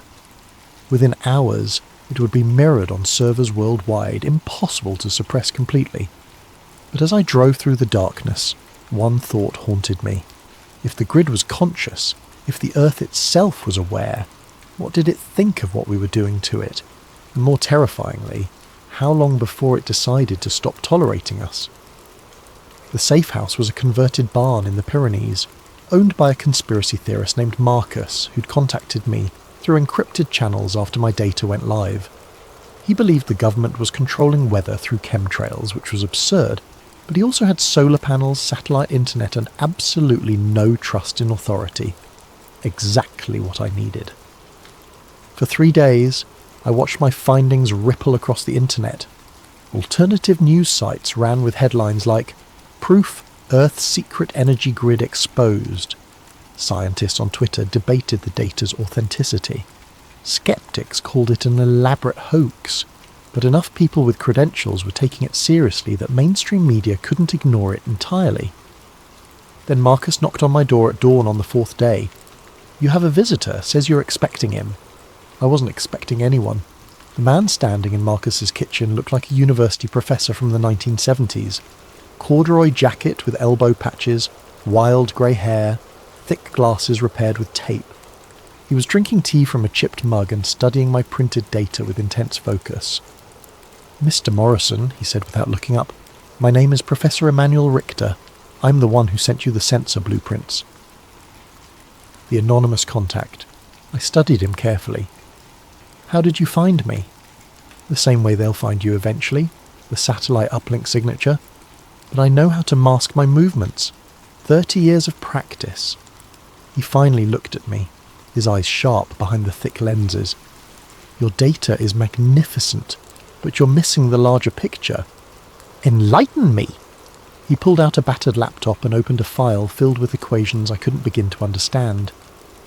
"The ley lines aren't just electromagnetic. That's merely the aspect we can measure with current technology. They're multi-dimensional conduits, channels through space-time itself. That's impossible. So is your gravitational anomaly data, yet there it is." He pulled up a world map covered in glowing lines. Every ancient culture had different names for it. Chi in China, Prana in India, Pneuma in Greece. They were all describing the same phenomenon, a fundamental force that mainstream physics hasn't acknowledged. Why hasn't physics acknowledged it? Richter laughed bitterly. Because those who discover it either join the suppression or disappear. I was part of the suppression for 20 years. He told me his story. In 1973, fresh from MIT with a PhD in theoretical physics, he'd been recruited by a Defense Department think tank. His job, investigate anomalous energy readings at ancient sites worldwide. Within 2 years, his team had mapped the basic structure of the Earth grid and realised its potential. "Unlimited clean energy," he said. "Instantaneous communication across any distance. Even manipulation of localised space-time. The military applications were obvious, but so were the benefits for humanity. We could have transformed civilization. What happened? We succeeded." His face darkened. "The first experimental tap into a ley line intersection was in Nevada, 1978. We pulled enough energy in 30 seconds to power Las Vegas for a year. Then the intersection point destabilized." He showed me a classified photo, a perfectly circular crater 300 meters across, the sand turned to glass. The official record lists it as an underground nuclear test, but no bomb did that. We'd ruptured something fundamental in the grid structure. The project was immediately classified beyond top secret. Research continued, but focused on weaponization rather than energy production. HARP, Richter explained, wasn't about weather modification or mind control. Those were cover stories. It was about learning to manipulate the grid without destabilizing it. "But they're failing," he continued. "Every year more intersection points become unstable. The Haiti earthquake, the Japanese tsunami, the increase in volcanic activity, they're all symptoms of grid breakdown. Caused by what? Everything. Mining operations cutting through ley lines, fracking disrupting deep conduits, cities spreading concrete over intersection points. But the worst damage comes from electromagnetic pollution, cellular towers, Wi-Fi, satellite transmissions. We're drowning out the Earth's natural frequency." He pulled up another image, a graph showing electromagnetic background radiation over time. It had increased 10,000-fold since 1900. "The ancients understood balance," Richter said. "Their monuments weren't just markers, they were regulators. Stone circles amplified and stabilized the energy. Pyramids acted as capacitors, storing excess power. Temple complexes provided controlled release points. It was a planetary management system maintained for thousands of years. Until we forgot, until we were made to forget, his expression hardened. The knowledge was deliberately suppressed, first by religions that wanted monopolies on spiritual experience, then by governments that wanted monopolies on power, now by corporations that profit from scarcity. A car engine growled outside. Marcus appeared in the doorway, shotgun in hand. 3 black SUVs coming up the mountain road. Richter stood calmly. They tracked me, not you. I've been sloppy, getting old, I suppose. He handed me a flash drive. Everything I couldn't publish, 40 years of research, the complete grid map, the frequency specifications, the names of everyone involved in the cover-up. Come with me, I said. We can both run. I'm 73 years old, Mr. Morrison. I've been running since 1991. He smiled sadly. But information wants to be free. Upload that data everywhere. Send it to journalists, scientists, anyone who'll listen. Make it impossible to suppress. The vehicles were getting closer. Marcus was already at his truck, engine running. Richter walked to the door, then turned back. One more thing. The grid isn't just breaking down, it's evolving. The electromagnetic pollution we're producing is forcing it to adapt, to develop new pathways. The lights you saw at Karnak, they're increasing worldwide. The grid is trying to heal itself, but if we don't stop interfering, he shook his head, the Earth will protect itself, even if that means eliminating the infection. We're the infection? From the planet's perspective? Yes. He walked out to meet the SUVs. I ran to Marcus's truck and we tore down the back road as fast as the ancient vehicle could manage. In the mirrors, I saw men in tactical gear surrounding the farmhouse. Richter stood in the doorway, hands raised, dignity intact, even in surrender. We drove for 6 hours, changing vehicles twice, before I felt safe enough to stop. In a roadside motel that still used actual keys, I opened Richter's flash drive. The data was staggering. Detailed maps of every ley line intersection on Earth. Energy readings from 6 decades of secret monitoring. Photos of ancient sites I'd never heard of, all showing the same telltale signs of grid integration. And a list of names. Politicians, CEOs, military leaders, all aware of the grid's existence, all complicit in hiding it. But most importantly, there were the repair protocols. Richter's team had developed methods to stabilise damaged intersection points, to restore the grid's natural balance, the knowledge to undo decades of damage, the blueprints for saving the planet's nervous system. The cafe in Prague is busy enough that I blend in, anonymous among the tourists and students. My laptop is connected through 7 proxy servers, my identity masked by layers of encryption that would make the NSA proud. The barista brings my 3rd espresso of the morning, and I nod my thanks without looking up from the screen. The world has changed since Karnak. Not visibly. The same traffic jams clog the streets, the same politicians make the same promises, the same corporations chase the same profits. But underneath, in the invisible currents that connect all things, something fundamental has shifted. Richter's data didn't just expose the conspiracy, it provided a roadmap for resistance. The first wave of releases came through WikiLeaks, the Panama Papers network, and a dozen smaller journalism outlets simultaneously.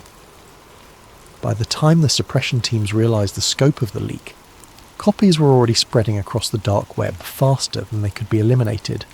The names, the cover-up, the military applications, all of it laid bare for anyone willing to look. The mainstream media tried to ignore it at first, then dismissed it as fringe pseudoscience. But when MIT physicists began replicating the sensor readings, when archaeological teams started confirming the monument alignments, when seismologists noticed the correlation between grid disruption and earthquake patterns, denial became impossible. The second wave was more practical.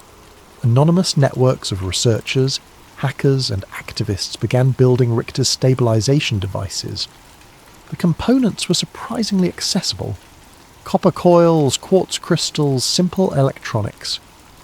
Within months, guerrilla grid repair operations were springing up worldwide. They called themselves the Earth Guardians, though the media branded them eco-terrorists after the first infrastructure disruption. A cellular tower in California went offline for 3 days when activists installed a resonance dampener at its base. A fracking operation in Pennsylvania was forced to shut down when mysterious equipment failures plagued their site. The authorities couldn't understand how protesters were disabling billion-dollar installations with what looked like art projects. They still don't understand that they're not fighting the technology, they're working with it. The grid wants to heal itself, we're just helping it remember how. The third wave is happening now, and it's the most dangerous one yet, because the Earth is starting to respond. I click through the news feeds on my encrypted browser. A magnitude 6.2 earthquake in Nevada, precisely centred on a classified military facility. The official story blames shifting tectonic plates, but satellite images show the epicenter as a perfect circle exactly 300 metres across, the same dimensions as Richter's 1978 crater. The Earth is healing that old wound, and anything built on top of it is simply relocated. Similar natural disasters are occurring worldwide. A mysterious sinkhole swallowed a Chinese mining operation that was drilling through a major ley line. The Large Hadron Collider experienced a catastrophic failure that physicists can't explain. Every component simply stopped working simultaneously, as if the Earth itself had withdrawn permission for the experiment. The most telling incidents are the recoveries. Ancient sites that had been disrupted by modern construction are spontaneously healing. The stones of Avebury, displaced by roads and buildings, have begun generating electromagnetic fields so powerful that nearby electronic equipment fails. The original Nazca lines in Peru are glowing again, visible from space without infrared enhancement. Reports of luminous phenomena are increasing exponentially. The same spheres of light I witnessed at Karnak are now appearing at intersection points across the globe.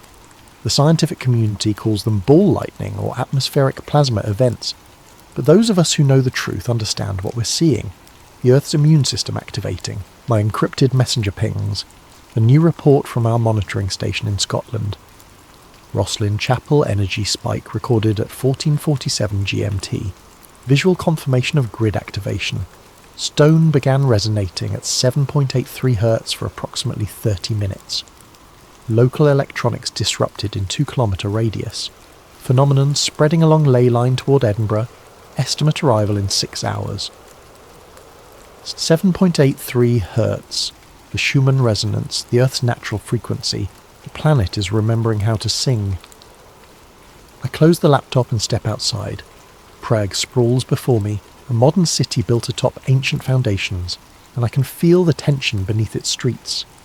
3 major ley lines converge under Wenceslas Square, their intersection buried under centuries of construction.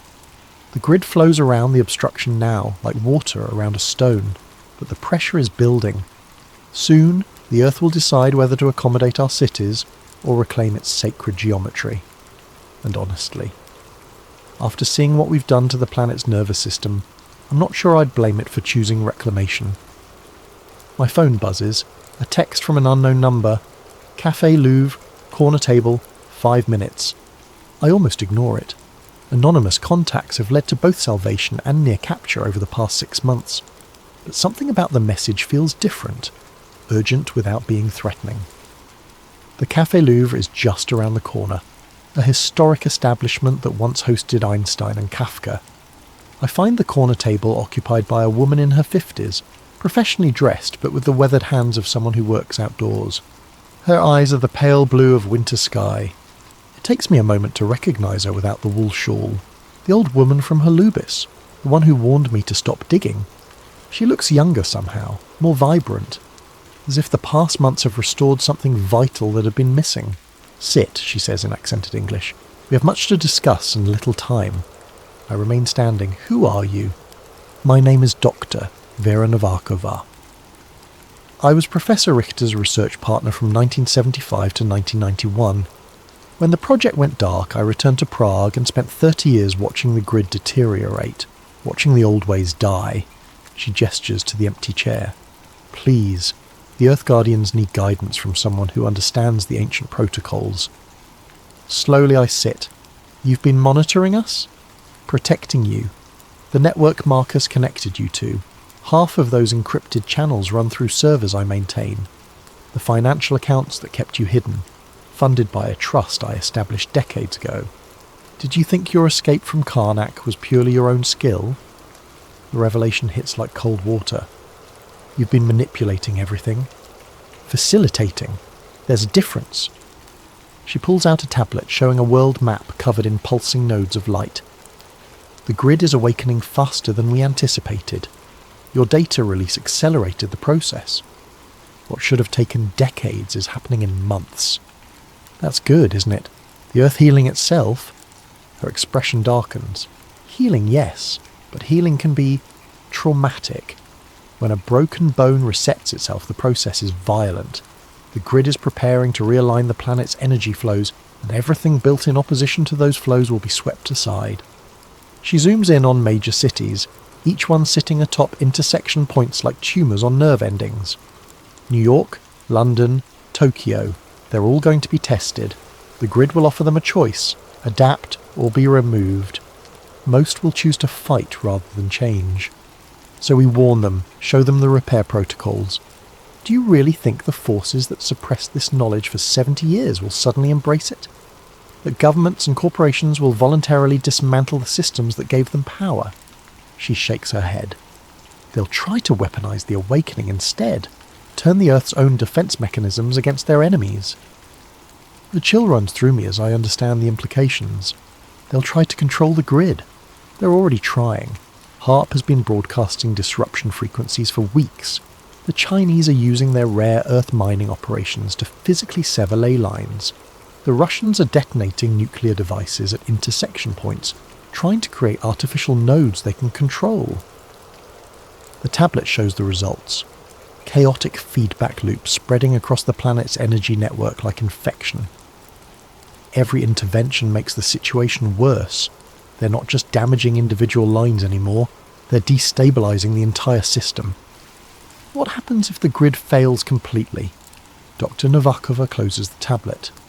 According to our models, the planet's magnetic field becomes erratic, weather patterns collapse, tectonic stability fails, the biosphere begins to shut down. She meets my eyes. Extinction event. Not just for humans, for everything.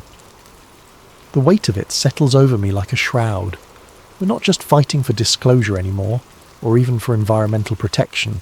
We're fighting for the continuation of life on Earth. So what do we do? She slides a memory chip across the table.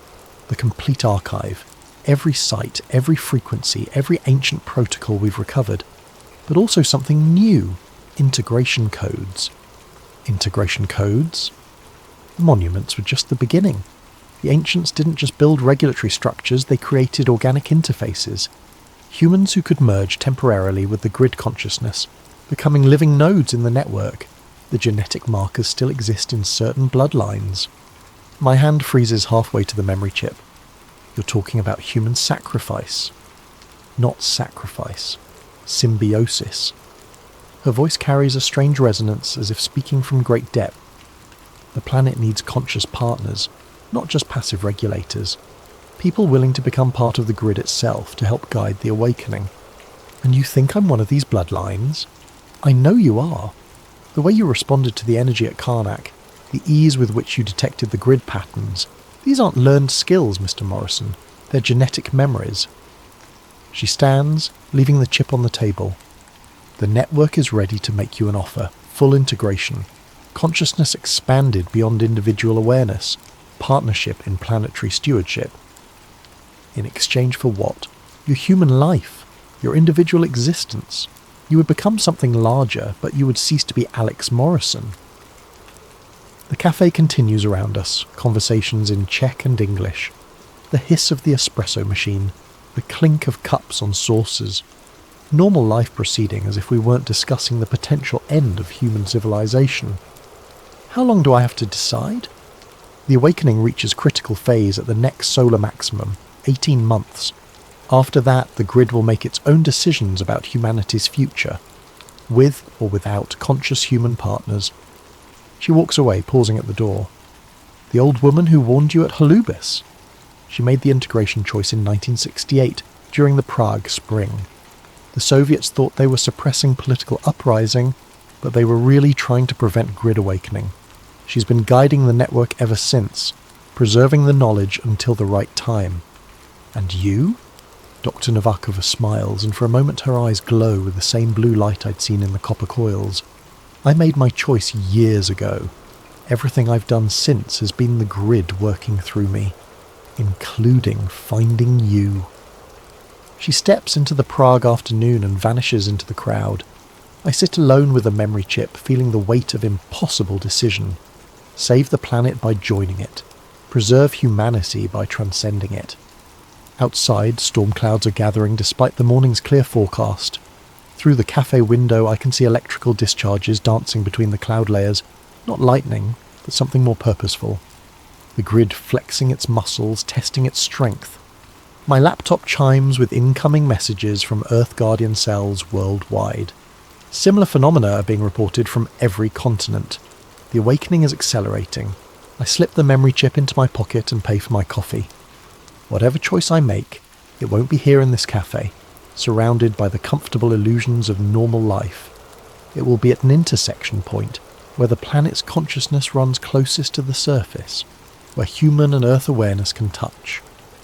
The old town square of Prague is a 15-minute walk, built over one of the most powerful convergence points in Europe.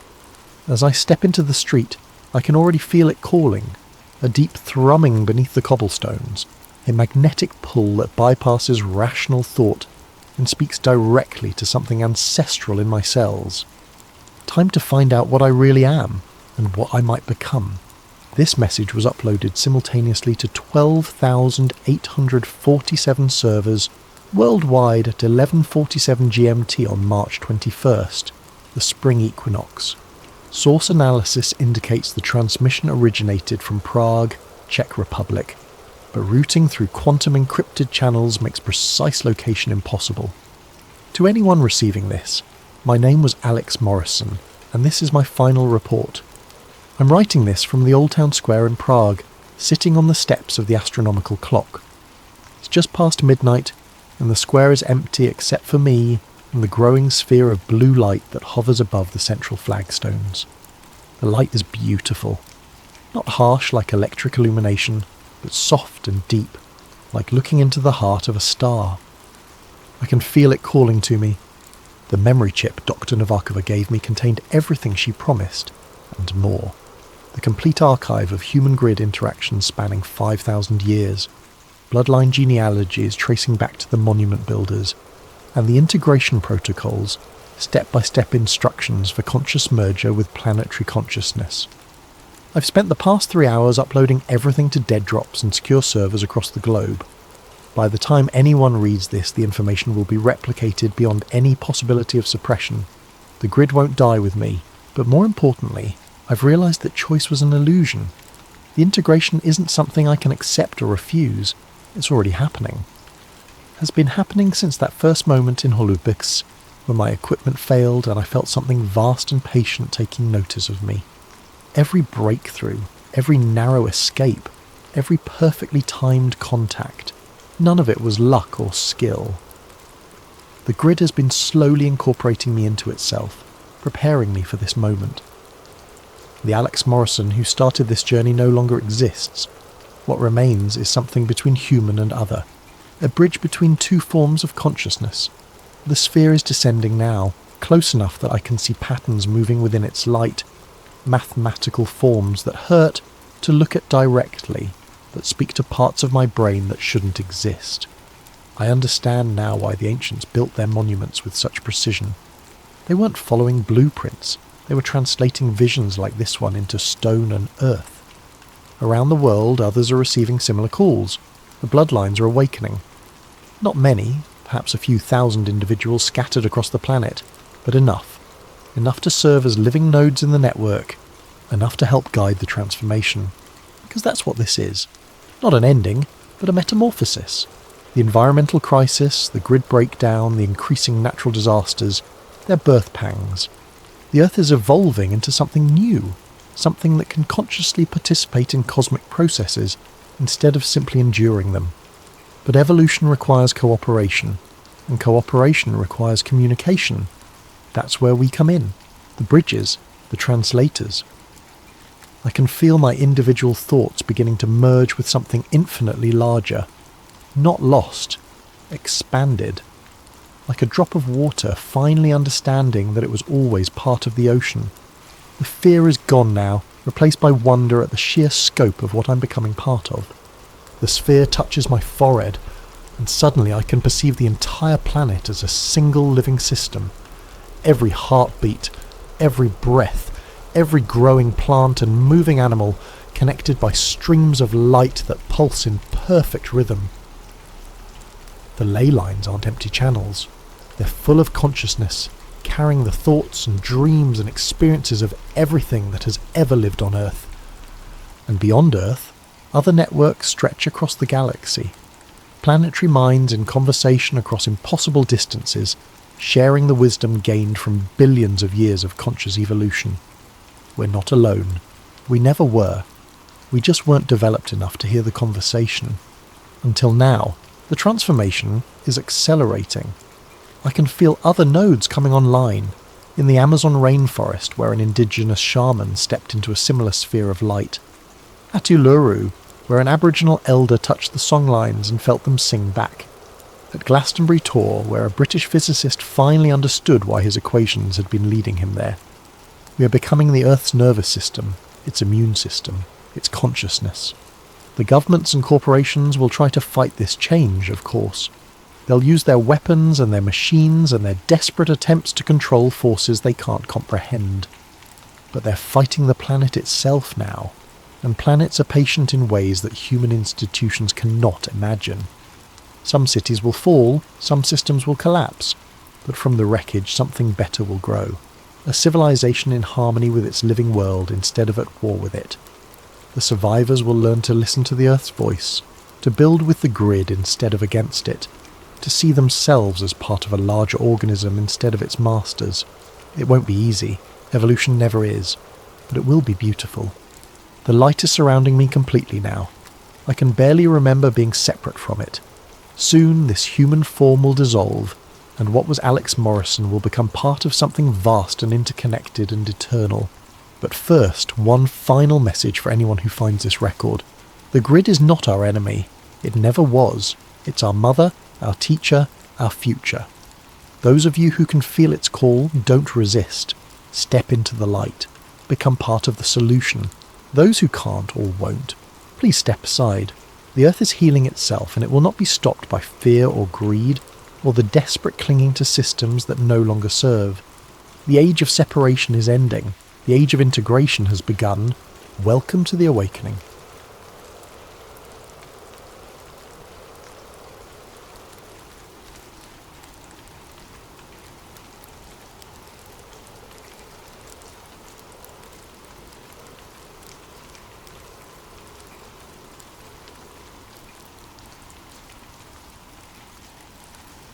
The glow of 17 monitors bathed Elias Corrin's face in an ethereal blue light as his fingers danced across 3 keyboards simultaneously. In the depths of his converted basement apartment, time moved differently. Days blurred into nights, and nights stretched endlessly as he navigated the labyrinthine pathways of the dark web like a digital archaeologist, uncovering humanity's buried secrets. At 32, Elias had already earned and lost 2 fortunes through his hacking prowess. First fortune came easily. A teenage prodigy exploiting security vulnerabilities for corporate clients who paid millions to keep their weaknesses secret. He'd lived like a digital king, penthouses overlooking Silicon Valley, exotic cars that remained untouched in climate-controlled garages, while he preferred the glow of his monitors to sunlight. That first fortune vanished when he exposed Meridian Pharmaceuticals' cover-up of deadly side effects in their breakthrough arthritis medication. The leaked documents showed they'd known their drug caused cardiac episodes in 12% of patients over 60, but had buried the studies to protect their $10 billion investment. Elias had expected whistleblower protection. Instead, he found himself blacklisted from every major tech company, his reputation destroyed by a coordinated character assassination campaign that painted him as an unstable idealist who couldn't be trusted with sensitive information.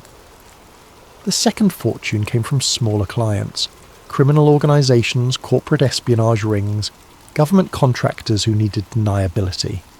The work paid well but corroded his soul, each job pulling him deeper into the shadows of the digital underworld. That money disappeared into legal fees after a wrongful arrest for hacking the Federal Reserve, a crime he hadn't committed but couldn't prove he hadn't, given his reputation and the circumstantial evidence that seemed perfectly crafted to implicate him.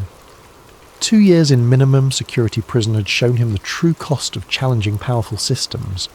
The other inmates respected his technical skills, but the guards treated him like a dangerous terrorist. Solitary confinement stretched for months whenever he complained about conditions or tried to organise better treatment for his fellow prisoners. By the time he was released on a technicality, evidence had mysteriously gone missing. He'd learned that the system didn't just punish dissent, it transformed dissidents into cautionary tales. Now, money meant nothing to him, only truth mattered. His obsession with secret societies began innocently enough, a childhood fascination sparked by his grandfather's stories about World War II intelligence operations. The old man had worked as a codebreaker for the OSS, predecessor to the CIA, and had filled young Elias's imagination with tales of hidden messages and shadow wars. After his grandfather's death when Elias was 12, he'd found boxes of declassified documents in the attic, revealing just how much of recent history had been shaped by invisible hands. That childhood fascination evolved into a methodical hunt for evidence as he grew older and acquired the technical skills to dig deeper than amateur conspiracy theorists ever could. While other hackers chased Bitcoin fortunes and corporate espionage contracts, Elias pursued shadows and whispers, digital phantoms that most people dismissed as paranoid delusions. He'd spent years infiltrating closed forums where former intelligence operatives shared war stories, decrypting abandoned hard drives from defunct government contractors, and following digital breadcrumbs through the dark web's most obscure corners. His apartment had become a digital monastery dedicated to the pursuit of hidden truth, every surface covered with the tools and detritus of obsessive investigation. The apartment reflected his singular focus. Pizza boxes stacked like ancient monuments between towers of computer equipment, energy drink cans forming metallic armies across every surface, and cables snaking through the darkness like digital veins feeding his electronic ecosystem. His only companions were the hum of cooling fans working overtime to prevent his overclocked processors from melting down, and the occasional, satisfied grunt when another firewall fell to his expertise.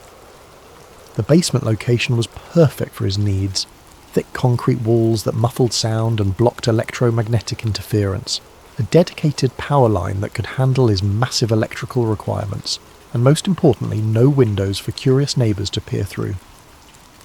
He'd been living there for 18 months, ever since his release from prison, paying cash to a landlord who asked no questions as long as the rent arrived on time. His setup was a temple to digital paranoia, 17 monitors arranged in a semicircle around his custom-built chair, each screen dedicated to different aspects of his ongoing investigations. 3 keyboards allowed him to manage multiple intrusion attempts simultaneously, while a collection of smartphones, each running different operating systems and connected to various networks through proxy chains, kept him connected to his sources around the globe. The walls were lined with hard drives, each containing terabytes of encrypted data collected from years of systematic investigation.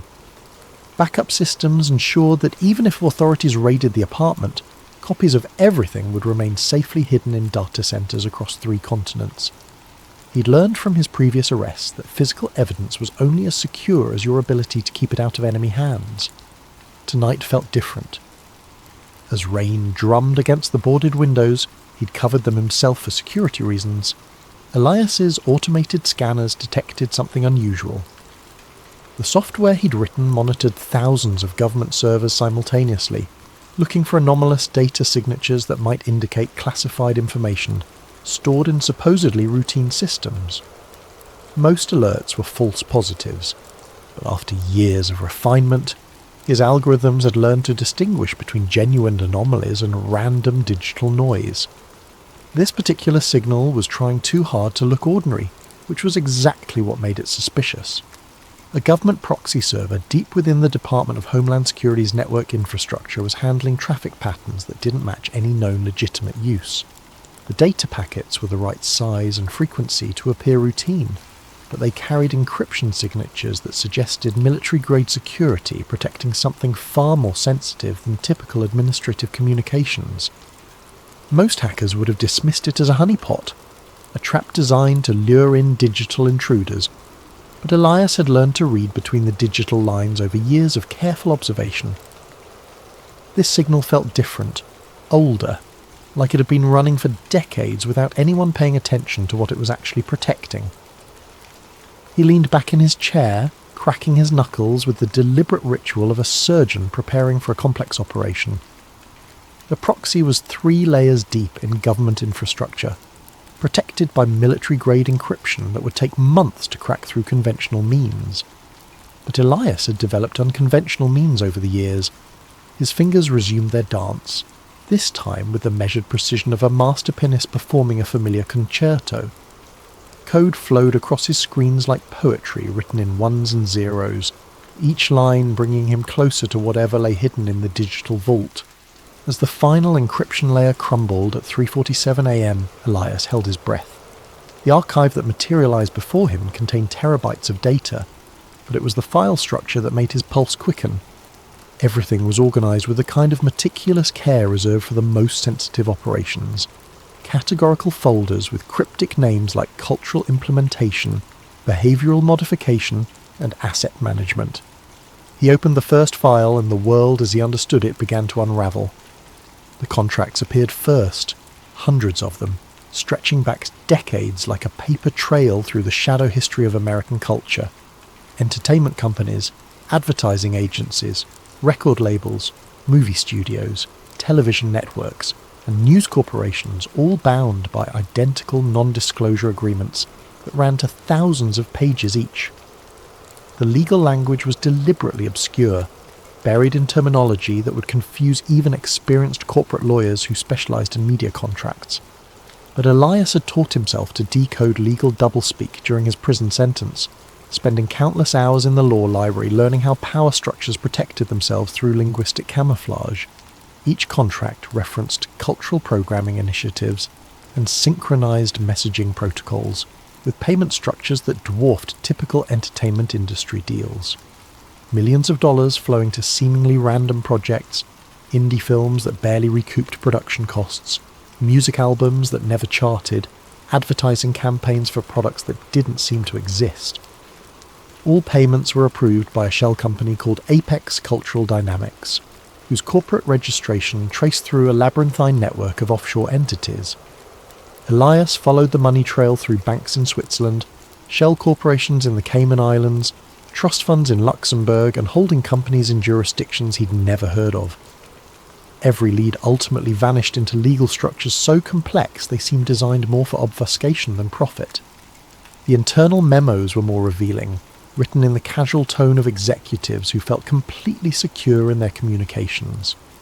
Corporate leaders from supposedly competing companies discussed narrative adjustments and public sentiment cultivation, like weather forecasters predicting next week's conditions. One memo from a major news network's CEO, dated just 6 months ago, read, "Per our discussion with ACD representatives, the upcoming election cycle requires a 15% increase in anxiety-inducing content during primetime hours. Latest psychological impact studies suggest optimal effectiveness when paired with consumer advertising for comfort products and security solutions."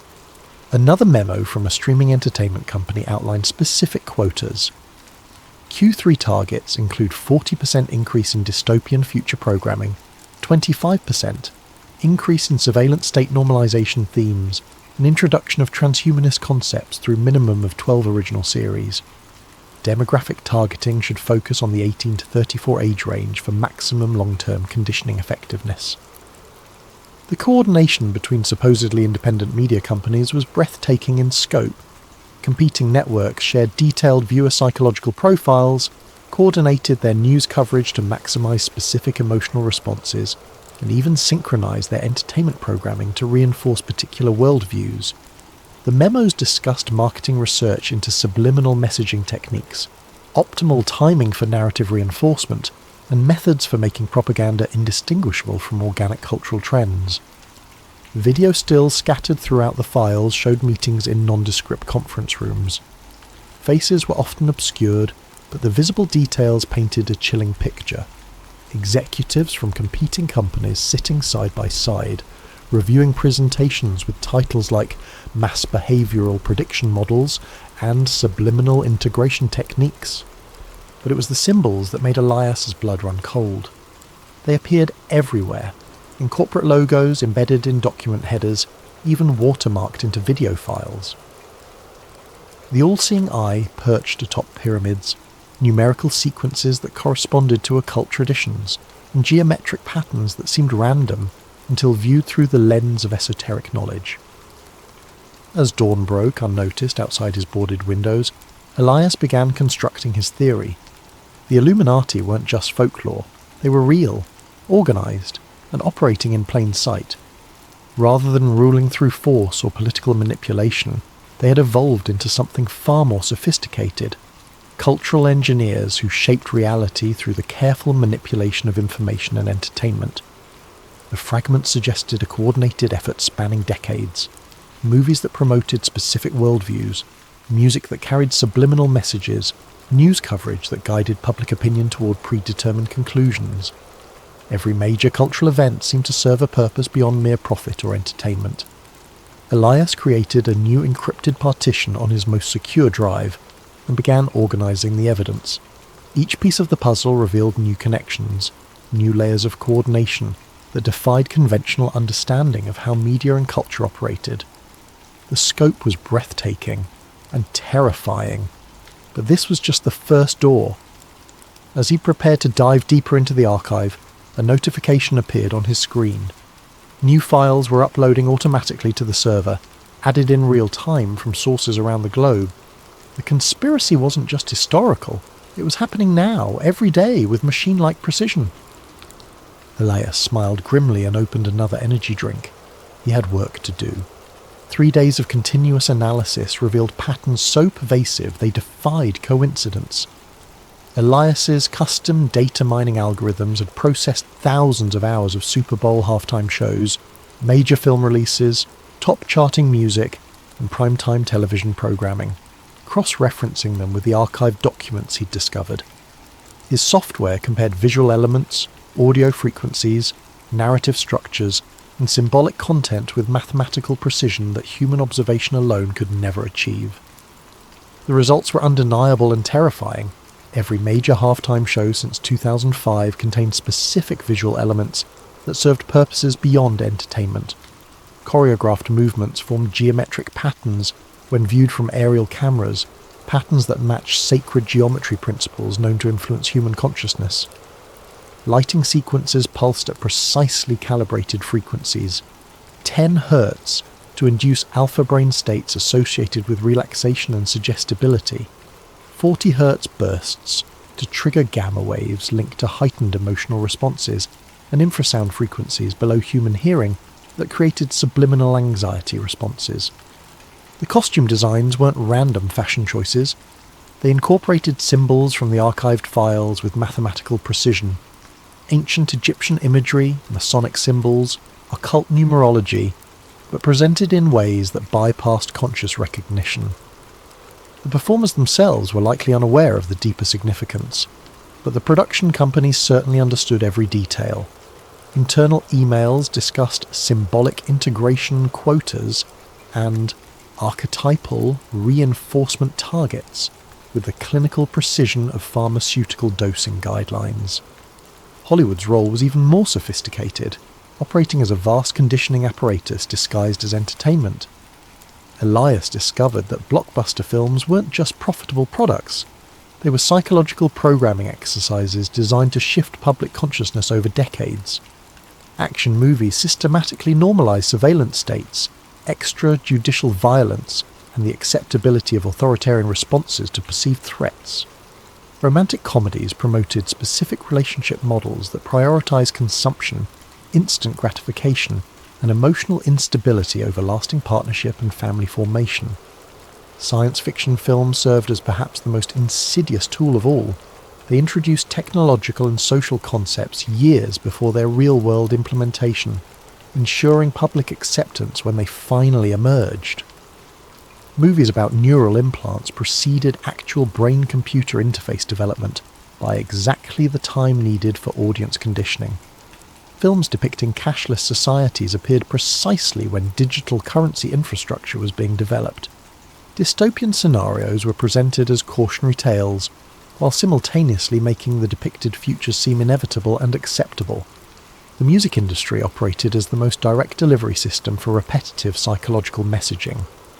Elias's analysis revealed that hit songs across all genres shared common structural elements designed to trigger specific neurological responses. Repetitive hooks created obsessive thought patterns, bass frequencies induced physical arousal responses, and lyrical themes consistently promoted materialism, emotional chaos, instant gratification, and distrust of traditional social bonds. Chart success wasn't organic. It was engineered through coordinated promotion campaigns that used psychological manipulation techniques refined through decades of marketing research. Record companies employed neuroscience consultants who designed songs to be literally addictive, triggering dopamine responses that created compulsive listening behaviours. The most successful artists weren't necessarily the most talented. They were the most effective delivery vehicles for predetermined psychological content. But the most chilling discovery came when Elias cross-referenced celebrity deaths with financial markets and policy implementations, using algorithms that could detect correlations across vast datasets that human analysis would miss. The patterns were subtle but statistically undeniable. Whenever a particularly influential public figure died under questionable circumstances, the news cycle would shift dramatically within hours. Public attention would focus intensely on mourning and memorial coverage, while significant legislation passed through Congress, with minimal scrutiny or public debate. Michael Jackson's death had coincided with the most controversial aspects of healthcare reform debates, providing a massive distraction precisely when public opposition was reaching critical mass. Whitney Houston's demise dominated headlines during crucial banking regulation discussions that would have reshaped Wall Street oversight. Prince's passing created a week-long media obsession that completely buried coverage of surveillance law expansions that civil liberties groups had been fighting for months. Each event generated exactly the right emotional state to facilitate predetermined political outcomes. The deaths created collective grief that made the public more passive and receptive to authority, while the intensive media coverage consumed the attention bandwidth that might otherwise have focused on policy changes. The timing wasn't coincidental, it was orchestrated with mathematical precision. Elias found evidence suggesting that some celebrity deaths might have been actively induced rather than simply exploited. Medical records showed unusual patterns of prescription drug interactions. Security camera footage from crucial moments was consistently corrupted or missing, and autopsy results often contained anomalies that suggested external intervention. The pattern was consistent across dozens of cases spanning 3 decades. But even more disturbing was the systematic cultivation of celebrity instability. Internal documents from talent agencies and record companies outlined deliberate strategies for creating psychological dependence, drug addiction, and emotional instability in their most valuable assets. The goal wasn't profit maximization, it was creating performers who could be easily manipulated and, when necessary, destroyed at moments that served larger political purposes. The conspiracy had weaponized celebrity worship itself, turning the public's emotional investment in famous figures into a tool for mass psychological manipulation. Every death became a ritual that renewed the collective trauma bonding between citizens and their media-created gods, making the population more dependent on external authority figures and less capable of independent critical thinking. Elias created a digital conspiracy board on his largest monitor, a sprawling network of connections that would have impressed investigative agencies worldwide if they hadn't been complicit in the system he was mapping. Red lines linked entertainment companies to intelligence agencies through shared personnel, financial investments, and operational coordination. Blue lines traced money flows through the labyrinthine network of shell corporations, revealing how massive sums moved between seemingly unrelated organisations. Green lines mapped the precise timing of cultural events to policy implementations, showing correlation patterns that achieved statistical significance far beyond chance. The board revealed the Illuminati's true genius. They had weaponized human attention itself, transforming consciousness into a battlefield where wars were fought through carefully orchestrated information campaigns. In an age of information overload, controlling what people focused on had become more valuable than controlling what they thought. Distraction had evolved into the ultimate form of mind control, more effective than physical force because victims participated willingly in their own manipulation. The scope was breathtaking and terrifying. Every major cultural trend of the past 30 years could be traced back to deliberate manipulation, orchestrated through the entertainment media complex. Fashion cycles that promoted specific body images and consumption behaviours. Social media trends that encouraged narcissistic self-documentation and reduced attention spans. Political movements that channeled genuine grievances into harmless symbolic protests that changed nothing. Even conspiracy theories themselves appeared to be guided phenomena, designed to discredit legitimate questioning by associating it with obviously false claims. As Elias studied his creation through bloodshot eyes that hadn't seen natural light in days, a pattern emerged that made him question everything he thought he knew about free will and human autonomy. The manipulation wasn't just cultural, it was neurological. The constant stream of engineered content was literally rewiring human brains on a species level, creating generations of people whose thoughts and desires had been shaped by external forces since birth.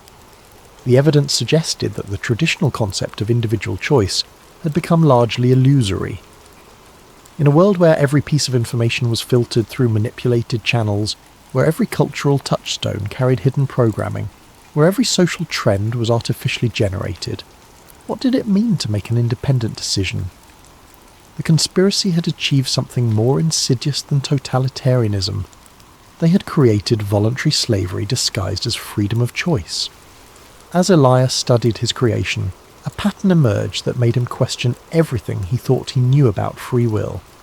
Every major cultural trend of the past 30 years could be traced back to deliberate manipulation. Fashion cycles, social media behaviours, political movements, even conspiracy theories, all potentially guided by the same hidden hand. The realisation struck him like a physical blow. If they could control culture so completely, how could he be certain his own obsession with finding them wasn't part of their plan? The media conglomerate's server proved surprisingly easy to penetrate, which should have been Elias's first warning. Titan Communications owned 17 major news networks, 43 radio stations, controlling interests in 12 social media platforms, and content distribution deals with virtually every major streaming service. Their annual revenue exceeded the GDP of most small nations, and their influence over global information flow was effectively unparalleled in human history. Their security should have been impenetrable. Military contractors protected their networks. They employed former NSA specialists as cybersecurity consultants, and their server farms were housed in facilities that rivaled government installations. Yet Elias's intrusion tools sliced through their defences like a hot knife through butter, encountering minimal resistance and no countermeasures. It was almost as if they wanted him inside their systems. The internal documents were even more damning than the government archive, revealing coordination that made wartime propaganda efforts look amateur by comparison. Daily emails outlined narrative priorities for each news cycle, complete with psychological impact assessments, demographic targeting strategies, and measurable public sentiment targets. The language was coldly clinical, reducing human emotion and belief to data points on quarterly performance spreadsheets. Editorial meetings were recorded and transcribed with military precision. News directors from supposedly competing networks participated in weekly coordination calls, where they discussed upcoming stories, agreed on messaging frameworks, and divided coverage responsibilities to ensure comprehensive narrative saturation. The goal wasn't profit, It was behavioural modification on a civilizational scale. One particularly chilling document was titled MK Ultra Evolution: Modern Behavioural Modification Through Repetitive Exposure. It outlined techniques that made the CIA's infamous mind control experiments look primitive and inefficient by comparison. Rather than targeting individuals through drugs and trauma, the new methods focused on mass psychological conditioning through carefully orchestrated media campaigns that operated below the threshold of conscious awareness. The manual explained in disturbing detail how repetitive exposure to specific imagery, sound frequencies, narrative structures, and emotional triggers could alter brain chemistry over extended periods. Citizens weren't being brainwashed in the traditional sense. They were being neurologically rewired through their daily media consumption, with changes that accumulated gradually over years and decades. The process was so subtle and pervasive that victims never realized their thoughts weren't entirely their own. Predictive programming emerged as a central technique in their arsenal. By introducing concepts, technologies, and social changes through fictional entertainment before implementing them in reality, the manipulators could bypass critical thinking entirely. Audiences would unconsciously accept new surveillance technologies, social norms, and political systems because they had been psychologically prepared through years of entertainment conditioning that made the changes feel familiar and inevitable. The technique was devastatingly effective because it exploited fundamental aspects of human psychology. People naturally accepted ideas they had encountered multiple times, even if the initial exposure came through obviously fictional sources. The brain treated repeated fictional scenarios as potential realities, creating neural pathways that made actual implementation feel like a natural progression rather than a radical change. The financial section revealed the true scope of the operation. Trillions of dollars flowed through the network annually, dwarfing the budgets of most nations. The money came from unexpected sources: pension funds, insurance companies, even charitable foundations unknowingly contributed to the conspiracy through complex investment structures. But the most disturbing discovery was the coordination between intelligence agencies, banking institutions, entertainment corporations, and technology companies, operating as a unified organism despite their apparent competition and conflicting interests. Weekly video conferences brought together representatives from the CIA, Federal Reserve, major studios, social media platforms, and multinational technology corporations. They discussed sentiment management and narrative synchronization with the casual professionalism of corporate executives planning quarterly sales targets. The recordings revealed a shadow government that operated through corporate proxies rather than official political channels. Traditional governmental power had been largely superseded by a network of private organizations that could implement policy through market manipulation and cultural conditioning without the messy inconvenience of democratic oversight.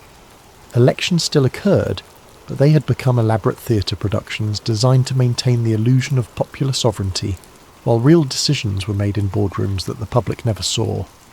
News cycles weren't random or market-driven. They were orchestrated months in advance by committees that included intelligence operatives, banking executives, media moguls, and technology leaders. Wars provided distraction from economic manipulation, while generating massive profits for defence contractors. Celebrity scandals offered convenient cover for political corruption investigations. Natural disasters created opportunities to implement emergency powers that somehow always became permanent fixtures of the expanded surveillance state. Every major event served multiple purposes in a grand design that stretched across decades. The 2008 financial crisis had been engineered to consolidate banking power while conditioning the public to accept bailouts as normal economic policy. The COVID-19 pandemic had accelerated digital transformation initiatives while normalizing remote monitoring and social isolation. Climate change narratives were being used to justify energy sector reorganization and carbon credit markets that would generate enormous profits for the same financial institutions that had caused previous economic crises.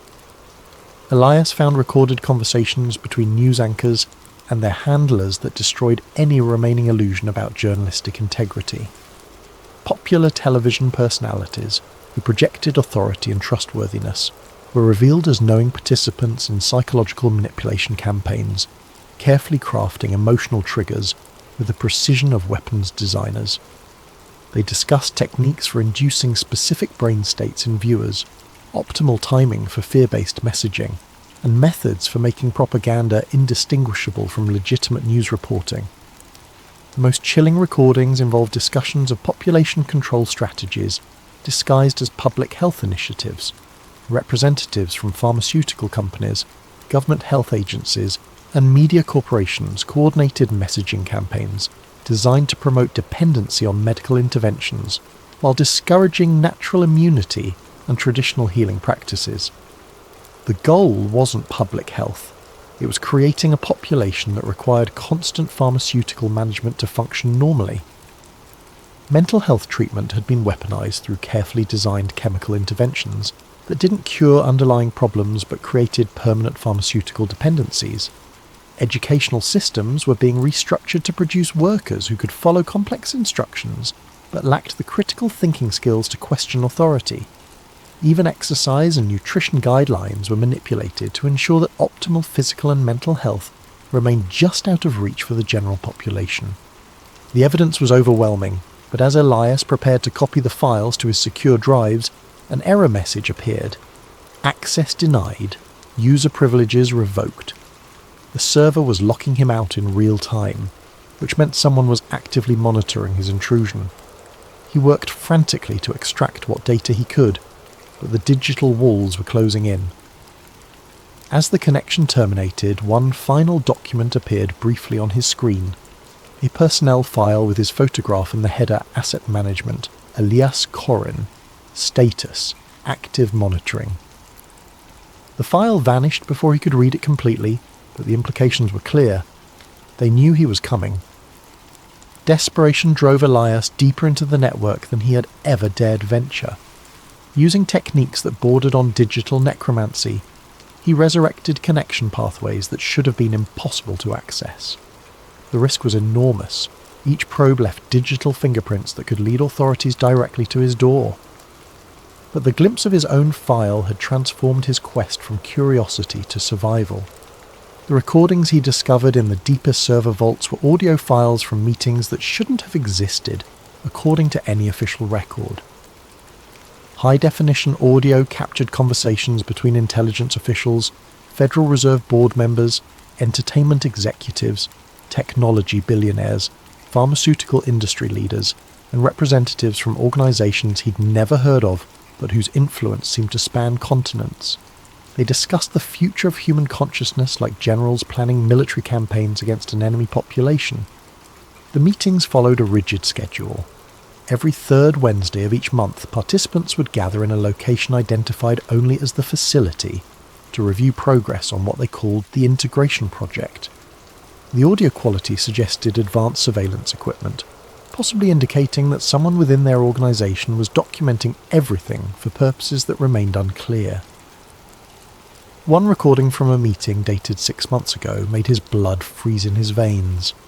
Phase 7, implementation has exceeded all projections, reported a woman's voice that analysis software identified as belonging to a major pharmaceutical company executive. Antidepressant dependency rates have reached 23% of the adult population in target demographics. Cognitive function degradation is proceeding on schedule, with marked decreases in long-term planning abilities and resistance to authority structures. Another voice, male with a distinctive southern accent. The cryptocurrency infrastructure is approaching full readiness for behavioral tracking integration. Once we achieve real-time monitoring of every financial transaction, thought control becomes mathematically precise. Every purchase will inform our psychological profiles. Every payment will be subject to conditional approval based on compliance metrics. Money itself becomes the ultimate surveillance and control mechanism. A third voice, older and carrying unmistakable authority. Excellent progress. The entertainment division reports successful integration of transhumanist themes across all major platforms. Public acceptance of neural interface technology has increased 23% since the campaign began, with particularly strong adoption rates among the 18 to 34 demographic. We're ready for beta testing in select metropolitan markets next quarter. The conversations continued for hours, revealing a surveillance state that made Orwell's 1984 look like a children's story. They weren't just watching citizens, they were psychologically profiling entire populations in real time, predicting dissent before it emerged, and neutralizing threats through targeted manipulation rather than direct confrontation. The system was so sophisticated that most people would never realize they were living under complete psychological control. The integration project appeared to be the culmination of decades of research into human behavior modification.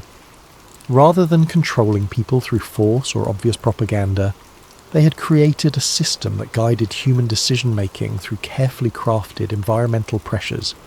Every choice citizens made was influenced by factors they never recognized as external manipulation, creating the illusion of free will while ensuring predetermined outcomes. Food additives that affected brain chemistry, architectural designs that induced specific emotional states, lighting frequencies that influence circadian rhythms, sound pollution calibrated to create chronic stress. Every aspect of modern life had been optimized to create psychological conditions that made populations easier to manage. The genius was that victims participated willingly in their own subjugation, often defending the very systems that enslaved them. The Watcher Protocol emerged as their most sophisticated tool. Rather than silencing conspiracy theorists and dissidents, they monitored them continuously, studying their methods and psychology. The dial was used to identify others with similar thinking patterns, creating detailed maps of potential resistance before it could organize effectively. But the most chilling revelation was their approach to handling discovered threats. They didn't assassinate or imprison troublesome individuals, they drove them insane. Subtle psychological pressure, engineered coincidences, and carefully orchestrated personal tragedies would destroy a person's credibility and mental stability. Victims became their own worst enemies, discrediting themselves more effectively than any external force could. Elias found case studies documenting the destruction of dozens of individuals who had gotten too close to the truth. Journalists who suffered sudden career implosions, researchers who developed inexplicable mental health problems, hackers who became paranoid and unstable. The pattern was consistent. Initial discovery, followed by escalating pressure until the subject either retreated into obscurity or self-destructed publicly.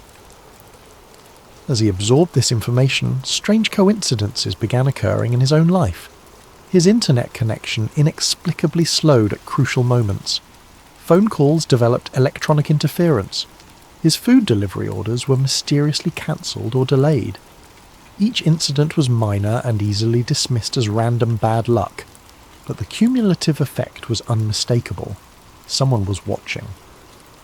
Elias tried to dismiss his growing paranoia as a natural reaction to the disturbing information he was processing. But late at night, when the city was quiet and his monitors provided the only light, he sometimes heard footsteps in the hallway outside his apartment. They would pause at his door for exactly 30 seconds before continuing down the corridor. The recordings had mentioned something else, something that made his hands shake as he worked. Subject 347 shows exceptional pattern recognition abilities. Psychological profile suggests high probability of success in reaching final verification stage. Recommend maintaining current stimuli until extraction protocols can be implemented. He had no way of knowing for certain, but the timing suggested a horrible possibility. He might be Subject 347. The decision to leak his findings publicly felt like stepping off a cliff. Elias had accumulated enough evidence to expose a conspiracy that dwarfed anything in human history, but he knew that releasing it would likely cost him his life, or worse, his sanity. Yet the alternative was remaining silent while humanity sleepwalked toward a digital totalitarianism that would make physical oppression obsolete. He began by seeding information across the dark web's most secure forums, using identity masking techniques that should have made him untraceable. The posts were carefully crafted to appear as random discoveries by different users, avoiding the pattern recognition algorithms that monitored conspiracy communities. Each fragment of evidence was real but incomplete. requiring readers to connect the dots themselves. The response was immediate and disturbing. His posts gained traction quickly, too quickly. Within hours, they were being shared across platforms, analysed by citizen journalists, and discussed in mainstream media as examples of dangerous misinformation. The speed of the reaction suggested a coordinated response, as if the revelation had been anticipated and prepared for in advance. More troubling was the nature of the responses. While some users took the evidence seriously, others immediately began discrediting it with arguments that seemed too sophisticated to be spontaneous. They pointed to technical inconsistencies that Elias was certain didn't exist, questioned source authenticity with forensic expertise that suggested professional training, and redirected discussions toward harmless tangents that neutered the information's impact. Within days, his revelations were being treated as another internet conspiracy theory, filed alongside flat earth theories and lizard people claims. The evidence was dismissed not through logical refutation, but through association with obviously false ideas, a technique the archived documents had called cognitive contamination. As the online discussions evolved, Elias realised he was watching a masterpiece of psychological manipulation in real time. The truth was being buried not through censorship, but through calculated flooding with disinformation. His genuine evidence was drowning in a sea of deliberate nonsense, making it impossible for reasonable people to distinguish fact from fantasy. But the digital warfare was only the beginning. Physical reality began shifting around him in subtle but unmistakable ways. His internet speed slowed to a crawl whenever he tried to upload new evidence. Delivery services could no longer find his address. His phone developed a mysterious static that made conversations nearly impossible. Even his electricity began fluctuating at random intervals, causing his equipment to crash at the most inconvenient moments. The psychological pressure was more sophisticated than anything he had imagined from the case studies. Rather than obvious intimidation, he faced a constant series of minor inconveniences and technical failures that could be dismissed as coincidence by anyone who wasn't experiencing them directly. The effect was maddening, literally. He began questioning his own perceptions, wondering if paranoia was making him see patterns that didn't exist. Sleep became elusive as his apartment filled with unexplained sounds. Electronics hummed at frequencies that seemed designed to prevent rest. The heating system cycled erratically, creating temperature fluctuations that made comfort impossible. Water pressure dropped whenever he tried to shower, and his refrigerator developed a whine that stopped only when he was away from his computer. Friends and family members began expressing concern about his mental state, though he couldn't remember telling them about his research. They called with surprising frequency, all using similar language about the importance of seeking help and taking breaks from the computer. The conversations felt scripted, as if his loved ones were reading from prepared statements. As days blended into a haze of technical failures and social pressure, Elias realised he was living inside one of the case studies he'd discovered. They weren't just monitoring him, they were actively dismantling his life with surgical precision. But unlike the previous victims, he knew what was happening. That knowledge might be his only chance of survival. He had to reach the final layer of the archive before they completed their psychological destruction. If his theory was correct, the deepest files would contain the ultimate revelation, and possibly his salvation. The final server required every technique Elias had learned over 2 decades of hacking, protected by quantum encryption and guarded by AI systems that adapted to his intrusion attempts in real time. It represented the pinnacle of digital security. Yet as he worked through the night, fueled by desperation and the last of his energy drinks, the barriers fell with almost suspicious ease. The locked folder contained exactly what he had expected and feared: complete dossiers on hundreds of individuals, including himself. His file was massive, containing information that should have been impossible to collect. Screenshots of every computer session going back years, audio recordings from devices that shouldn't have had microphones, even biometric data tracking his health and emotional states in real time. But it was the analysis that truly horrified him. Psychological profiles predicted his behaviour with uncanny accuracy, mapping his personality down to neurological quirks that he had never shared with anyone. The files detailed his childhood trauma, relationship patterns, cognitive biases, and emotional triggers with clinical precision. They knew him better than he knew himself. The surveillance had begun long before his current investigation. Webcam captures showed him staring at monitors in his apartment, taken from angles that suggested multiple hidden cameras. Phone conversations with friends and family had been recorded and analysed for stress patterns and emotional manipulation opportunities. Even his online shopping habits, medical records, and financial transactions had been fed into behavioural prediction algorithms. Most disturbing was the timeline. The earliest entries in his file dated back 15 years, to when he had first begun investigating conspiracy theories as a college student. They hadn't just discovered his activities, they had been watching and shaping them from the beginning. Every major breakthrough in his hacking skills, every connection he had made in underground communities, every piece of evidence he'd uncovered, all had been carefully orchestrated. The documents revealed the true scope of his manipulation. The pharmaceutical company he had exposed years earlier, the leaked documents had been strategically placed for him to find. The wrongful arrest that had cost him his fortune, engineered to isolate him and fuel his paranoia. Even his current apartment had been selected for him, the basement location perfect for the psychological pressure techniques they planned to employ. But the most shattering revelation was still to come. As he scrolled through terabytes of personal data, a video file caught his attention. The timestamp showed it was recorded 3 days ago, the night he had first accessed the government server. The video showed him working at his computer, but the angle was impossible. The camera had to be inside his monitor, watching him as he discovered the conspiracy. He was staring at footage of himself reading about his own surveillance. The video continued, showing him creating his digital conspiracy board, making connections between entertainment companies and intelligence agencies, even the moment when he had first seen his own photograph in the corporate files.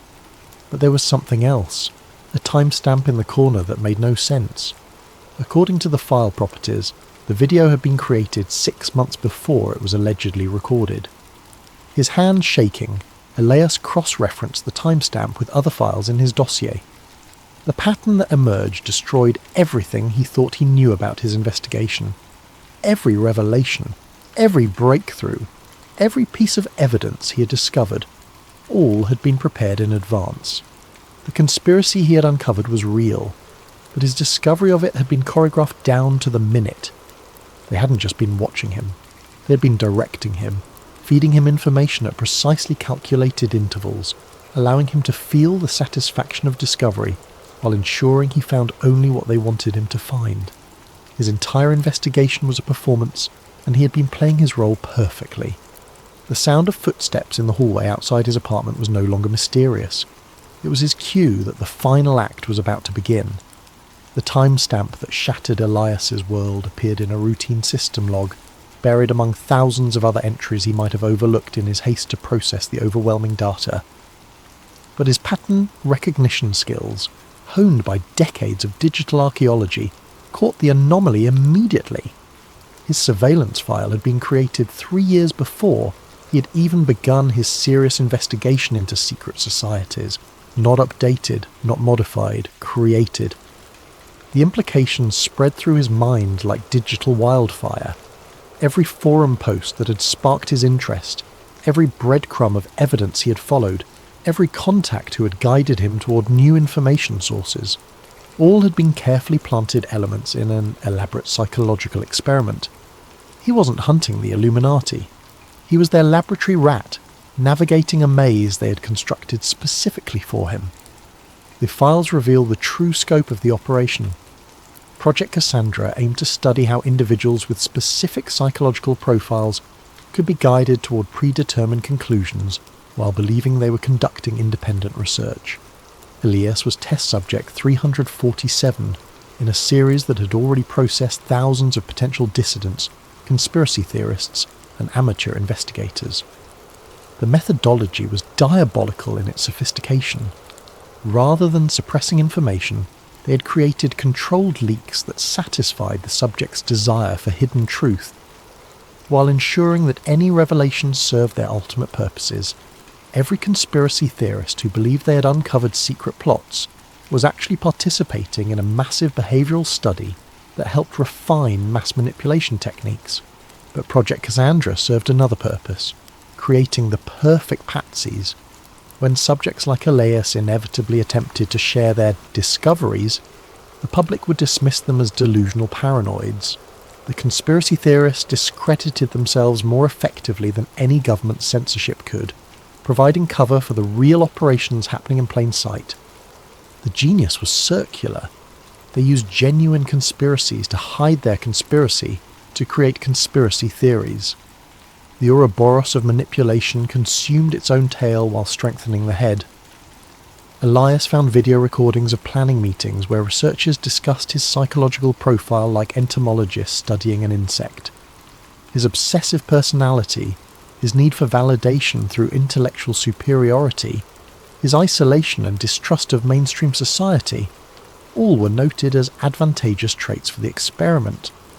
They had identified him as an ideal subject before he had even begun his journey into the digital underground. The recordings were clinical in their detachment. Subject 347 shows exceptional persistence and pattern recognition abilities.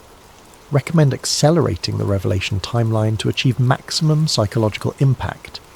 His technical skills allow for more sophisticated evidence plants than previous subjects. Agreed. The deep web forums are seeded and ready. Will allow him to discover the entertainment industry connections next week, followed by the financial networks the following month. Estimated timeline to complete breakdown, 6 to 8 months. What about extraction? Standard protocol. Once he achieves full paranoid state, we'll activate the final revelation. The cognitive dissonance should ensure complete psychological collapse within 72 hours. Subject will either retreat into catatonic withdrawal or self-eliminate.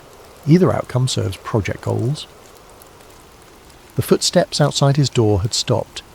In the silence that followed, Elias could hear his own heartbeat thundering in his ears like a countdown timer. Every shadow in his peripheral vision might be a hidden observer. Every electronic device could be a surveillance tool. Even his own thoughts felt compromised, infected by the knowledge that his mind had been invaded and mapped by researchers who understood his psychology better than he did. But as despair threatened to overwhelm him completely, a final realization emerged from the chaos of his collapsing worldview.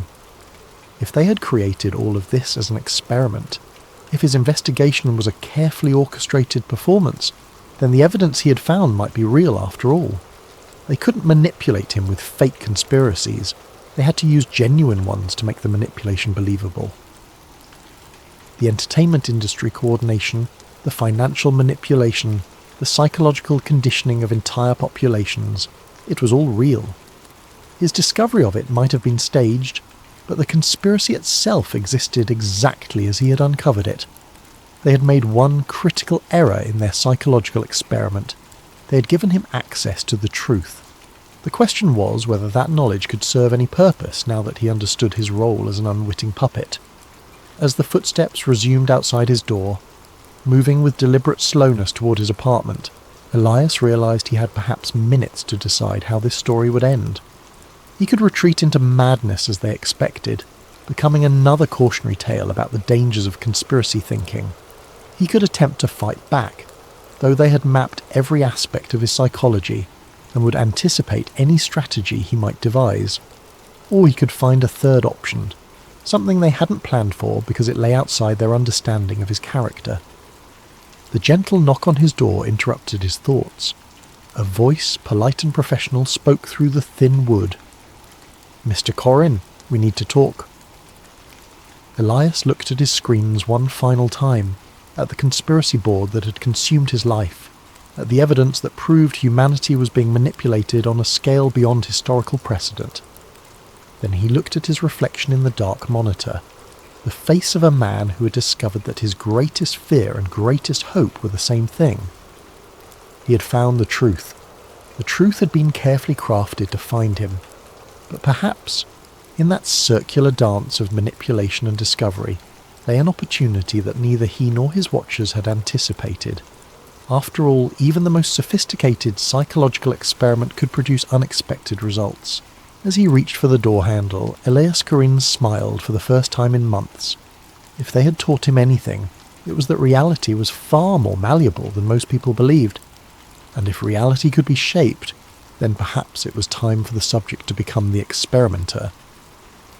The door opened to reveal figures in dark suits, their faces professional masks hiding whatever emotions they might have felt.